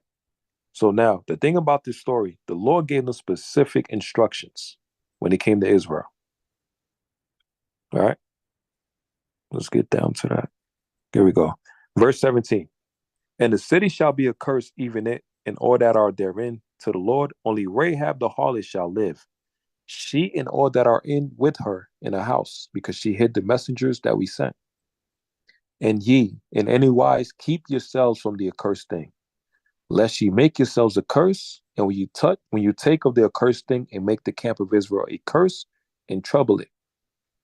But all the silver and the gold and the vessels of brass and iron are consecrated unto the Lord. They shall come into the treasury of the Lord. So the Lord was basically telling our people when he was fighting against people of Jericho, right? Do not touch the items that's a curse. That's a plague on them, right? Don't touch their items. Don't touch their belongings. The only thing you should bring back is the silver and the gold and the brass and the iron to bring it back to Israel for the treasury. That's it, right? So now something happens. Let's get Joshua chapter 7 and let's get verse number 1. Mind you, this is all why Israel is dealing with the rebelliousness and all this stuff that was going on in the wilderness. But now that they're out of it, Joshua is coming in to have war against the other nations. And it's the same process that happens. Same thing with these feast days. The same process that happens. Verse 1. But the children of Israel committed a trespass in the accursed thing. For Achan, the son of Carmi, the son of Zabdi, the son of Zerah of the tribe of Judah, took of the accursed thing. And the anger of the Lord was kindled against the children of Israel. So look at that. Because of the sin of one person, the Lord is going to judge the whole nation. And Joshua sent men from Jericho to Ai, which is beside Bethaven, on the east side of Bethel, and spake unto them, saying, Go up and view the country. And the men went up and viewed Ai. And they returned to Joshua and said unto him, Let not all the people go up, but let about 2 or 3,000 men go up and smite Ai, and make not all the people to labor thither, for they are but few. Right? So there went up thither of the people about 3,000 men, and they fled before the men of Ai. And the men of Ai smote of them about 36 men. For they chased them from before the gate even unto Shabarim, and smote them in the going down. Wherefore the hearts of the people melted and became as water. Right? So the people's confused because they thought they were supposed to win the battle, and 36 Israelites got killed. Right? They were supposed to lose not even one man, but 36 Israelites got killed. If y'all read Joshua 23 and 10, the Lord said, One of you shall chase 1,000, and 2 shall chase 10,000. Right? So if the Lord was with us, we was not supposed to lose any men in that battlefield, but we lost 36. And Joshua rent his clothes and fell to the earth upon his face before the ark of the Lord unto the eventide, he and the elders of Israel, and put dust upon their heads. And Joshua said, Alas, O Lord God, wherefore hast thou at all brought this people over Jordan to deliver us into the hands of the Amorites to destroy us? Would to God we had been content and dwelt on the other side of Jordan. O Lord, what shall I say when Israel turneth their backs before the enemies? So Joshua, he's fasting, he's complaining because he don't know what's going on, right? He said, we just lost some men on the battlefield. He's confused. He don't know what's going on. He's thinking that the Lord is with us on the battlefield, right? This is what the Lord said. Verse 10, and the Lord said unto Joshua, get thee up. Wherefore liest thou thus upon thy face? Israel have sinned, and they have also transgressed my covenant which I commanded them. For they have even taken of the accursed thing, and have also stolen and dissembled also, and they have put it even among their own stuff. So what happened? In Joshua chapter 6, the Lord said, don't take of the accursed thing. Don't touch none of their stuff. Don't steal none of their stuff, basically. Well, in Joshua 7, Achan, and the Lord exposed his name and everything. Achan, and they said the son of this, the son of that, they're going all the way back to his tribe, land, everything, all his information. So he said he's stolen, somebody stolen, they touched the accursed thing, right? And they put it even among them stuffs, among their stuff. So there's a person that's sinning amongst them, among the people, amongst the army, and people don't even know.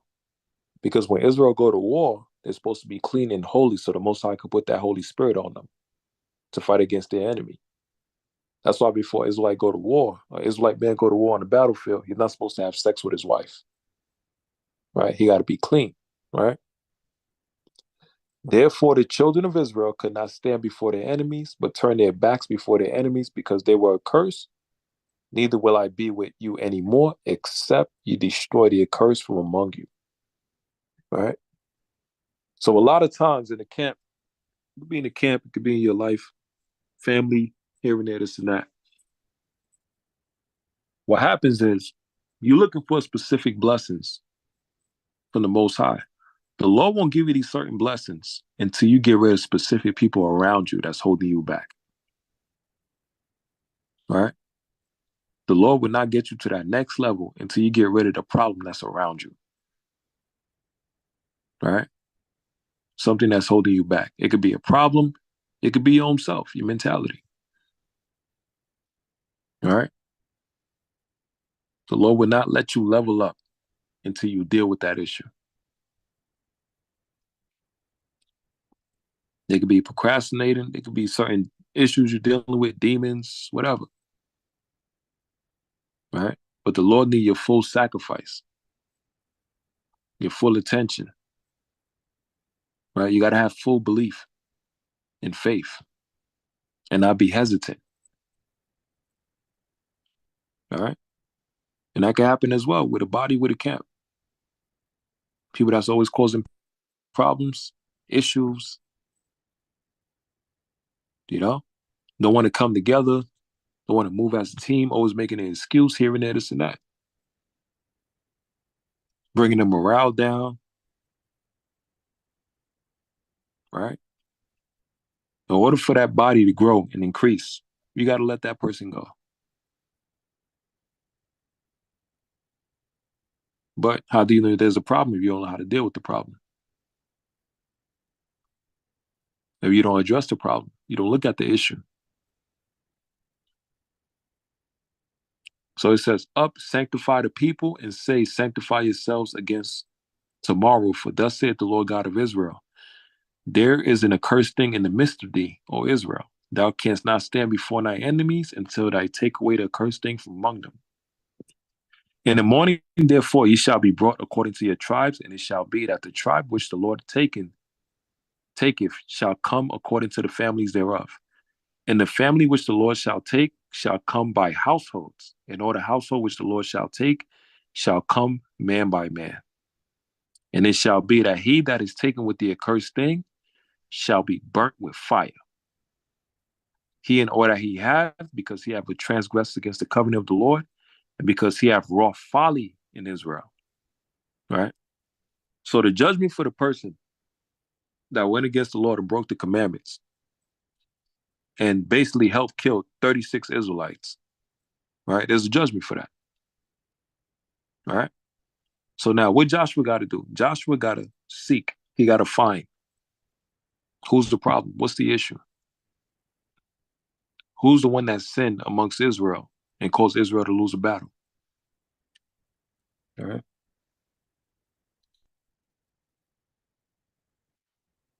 So Joshua rose up early in the morning and brought Israel by their tribes, and the tribe of Judah was taken. And he brought the family of Judah, and he took the family of Zarhites. And he brought the family of Zarhites man by man, and Zabdi was taken. And he brought his household man by man, and Achan, the son of Carmi, the son of Zabdi, the son of Zerah, and of the tribe of Judah was taken. And Joshua said unto Achan, my son, give, I pray thee, glory to the Lord God of Israel, and make confession unto him, and tell me now what thou hast done. Hide it not from me, right? So now Joshua's questioning him. He's like, yo, tell me the truth. What's going on? All right. He found the culprit. Now he got to hear from the horse's mouth. What's going on? And Achan answered Joshua and said, indeed, I have sinned against Yahweh Ba'ashem Yahushai, the God of Israel. And thus have I done.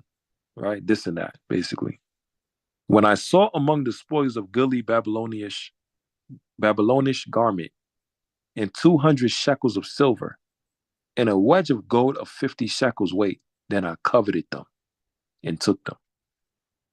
So he saw some garments, fly garments, right? The money, silver, and of gold. Right? It's like cars, monies. It's like what the elder was talking about with P. Diddy. Where your watch at? Right? Where your cars at? Where your house at? Right? And took them, and behold, they are hid in the earth in the midst of my tent, and silver under it. So Joshua sent messengers, and he ran unto his tent, and behold, it was hid in his tent, and the silver under it. And they took them out of the midst of the tent, and brought them unto Joshua, unto all the children of Israel, and laid them out before the Lord.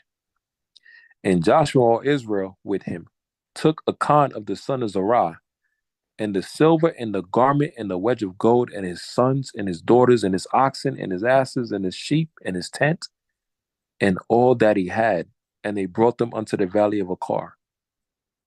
And Joshua said, why hast thou troubled us? The Lord shall trouble thee this day. And all Israel stoned him with stones and burned him with fire. After they had stoned him with stones, and they had raised over him a great heap of stones unto this day, so the Lord turned from the fierceness of his anger, wherefore the name of that place was called the Valley of Achor unto this day. So what happened? Because Achan sinned in darkness. Basically, he sinned behind the scenes and people didn't see it. Right? He committed a great sin. Stealing, lying, covetousness, deception. Right? What he did in the dark, the Lord brought out into the light. And guess what? The whole nation had to kill him, had to stone him. Everybody had to team up together, put out the evil against the nation, or else the Lord would have judged the whole nation for his sins. All right? Same like what person doing drugs. Same stuff happened last year. You know, they were like, what the hell is going on? We could like, is we bugging? We could smell the weed around. What the hell is going on? And the person lying, talking about, no, I'm good. And all of that stuff. And you can look in that person's eyes and they high as hell. You're like, what the hell is this? Right? And then we try to rebuke them, try to correct them. They don't want to listen. They want to justify. Saying it's okay to smoke the weed and do drugs. And this is what happened last year. And we're like, listen, man, you committing the sin willfully. You're going to bring the wrath of the Lord upon all of us on his feast day. And they didn't care. They did not care, just selfish. They didn't want to take no correction. They didn't want to change their ways. They want to work on their bad habits. They didn't care. They were to jeopardize the whole body, the whole camp, or the whole nation for their own lust and their own greed. All right? Same thing what the Lord did. to the 250 men in Dathan and Korah. That incense. That smell, man, the Lord does not accept that. You know, and the Lord gave different options. Basically, one option: consume it, eat it. You're not supposed to smoke it. Right? Also tying with rebelliousness. Genesis 1:29. The earth for you as a meat. Psalms 104, verse 14. All right. There's always a blessing that comes with one thing, and there's a curse that comes with another. Choose life that thou and thy seed may live, or choose death and curses. But just a little thing that was going on with Israel throughout the journey in the wilderness, or the things they had to deal with. Right? So tell you brothers and sisters, man, be careful who you have around you. If they can't take correction, get the heck away from them. Right? We got to remember how we came into this truth.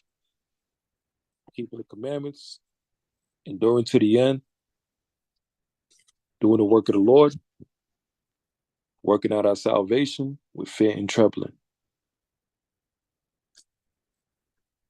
You have Day of Atonement. Any issues or problems you have with a brother and sister, you address it.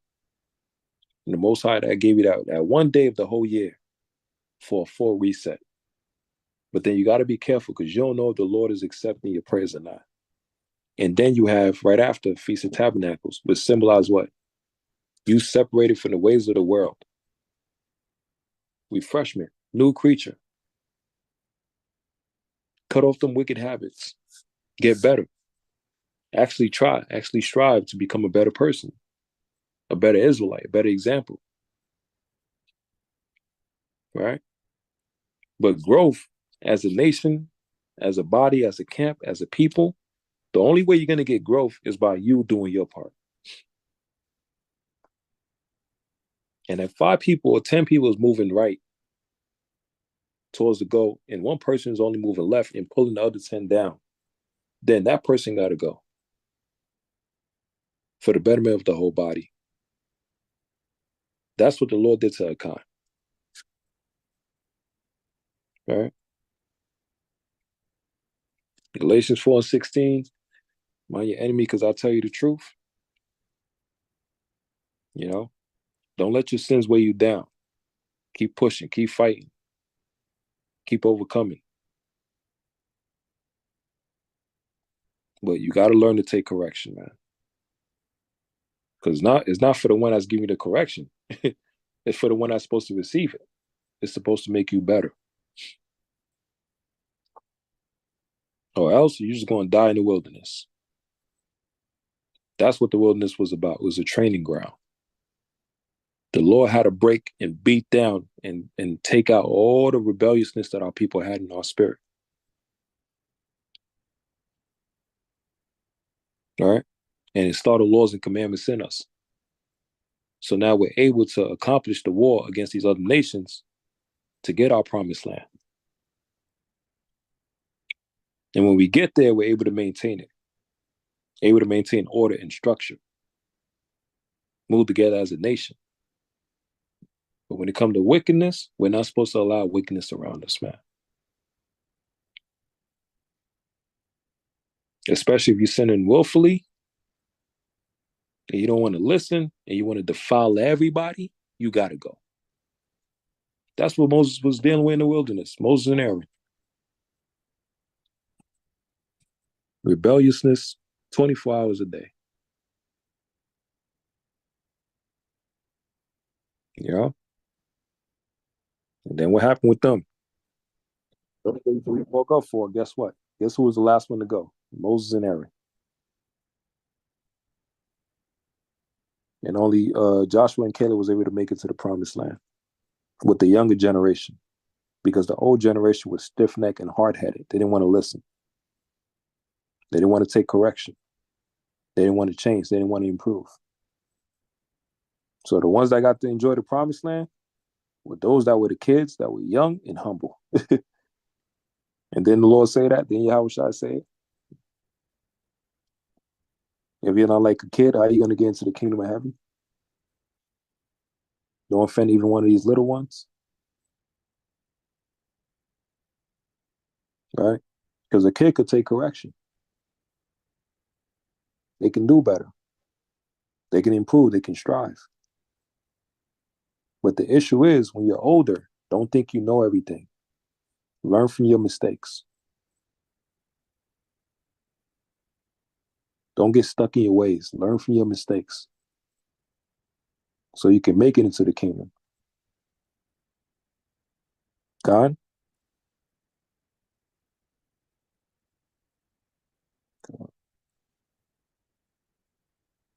So, praise Yahweh Shem Shah, whose brothers and sisters was edified. We'll do a part 2, but I'll do it next time. Hopefully, I had a beautiful Feast of Tabernacles. The Most High bless y'all, keep y'all safe, and that's the end of the lesson. Kwame Shalom. For me, inshallah. Journey of the Wilderness. The recording has stopped.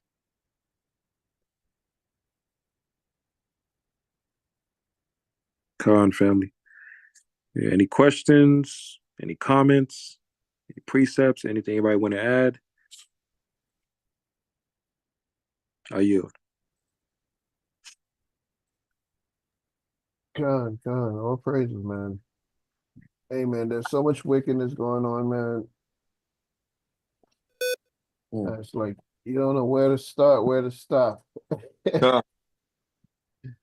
I heard this recently. I heard this pastor talking about David and Jonathan were in a homosexual relationship. Wow.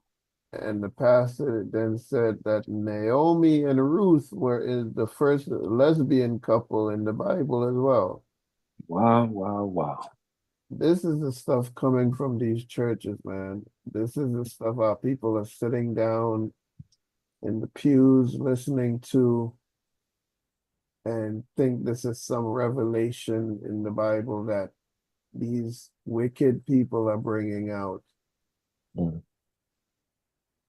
So David, a homosexual, was the man after God's heart. Boy, I'll be scared, boy. This is the kind of stuff these wicked people are talking about, man, in the churches. Yeah, man. Yeah, Some real David, stuff going on. Yeah. David the homosexual, the same one that had 2 wives off rip, and they had many more after. And the Lord said, "You wanted more? I could have gave you." God. The one that killed a man for his wife, Bathsheba. Yeah, there you go. You guys are saying David and Right. Jonathan were homosexuals. Right. The one that got older and on his way to die, and they had to bring a young woman, a young virgin, to keep him warm. They have to Oh my justify their wickedness. God. They have to bring other people into their wickedness. God. Yeah, that's the 2/3, man. These are a lot of these, as the Bible call them, these dumb dogs. Yeah, big dummies. Yeah, they ain't warning people about really what's coming. But there's definitely an agenda going on and a heavy spirit of sodomy and reprobate minds out there right now, man. Yeah, you know it's gonna be crazy, Yak, when they meet David and Jonathan face to face.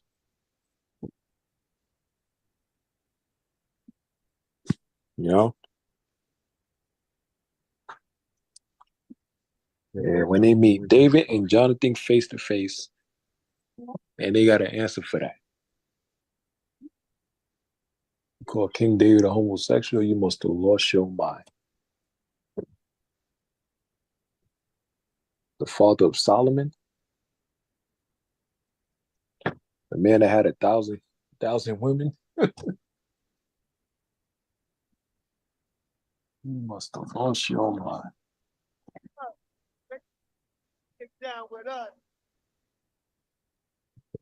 Yeah. Yeah, man. A lot of stuff, man. God, Good lesson, man. more praises. Praise Yahweh Shemel Shai. Just showing the timeline, just Israel. Israel and their praisings. Miriam, Dathan, Korah, Golden Calf.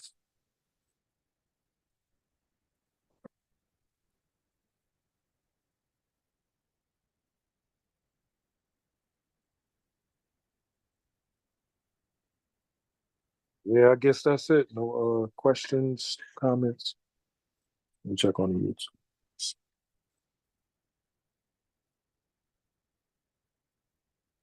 Okay, come on. All right, let's close it out with the Lord's Prayer.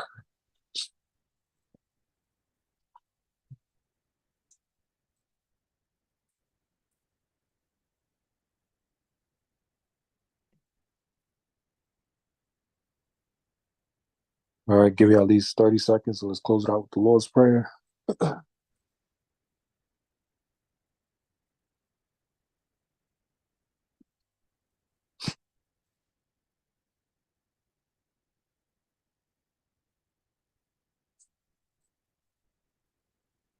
All praise Yahweh Bashem El Shah Bashem Hakadash Shemai Yasharallah Yahweh Allah Hainawa Yahweh Ahad Abanawa Shabashawayim Kadash Hayasham Ka Yahweh Malakovka Taba Aratazaka Haya Isha Barataza Kawa Haya Bashamayim Natalanawa Laham Hayuam Wasalachnawa Habuafnawa Kasalachnawa Habuafina Wala Tabiainawa Bana say one abal Havashina wa Mayan Rai Kaya Laka Hamalakwa Fahala wa Tabaraf like Walamyam. Amen. We actually, how about Shemil Shah, please watch over the nation of Israel to guide us, to protect us, direct our steps. Give us the spirit to overcome all trials and tribulations. Give us the spirit as well to prepare us for the tests coming up. Yahweh Shemil Shai, to increase us mentally, physically, spiritually, to also bless us as well, financially as well. Keep us safe and protected, and direct our steps to overcome the things that's coming, the prophecies, and to be ready for them. Yahweh Shemil Shai. To move as a unit, move as a nation, move as a family, come together in unison, and to stop with all the infighting, all the grudges, all the hatred, and to focus more on the purpose you have brought us for, Yahweh Shemil Shai. To be an example throughout the four corners of the earth, and to also praise your name throughout the four corners of the earth as a testimony. Tawada Tawab Elam. Amen. Oh, Shimba Shaka Shaka. Um, Man.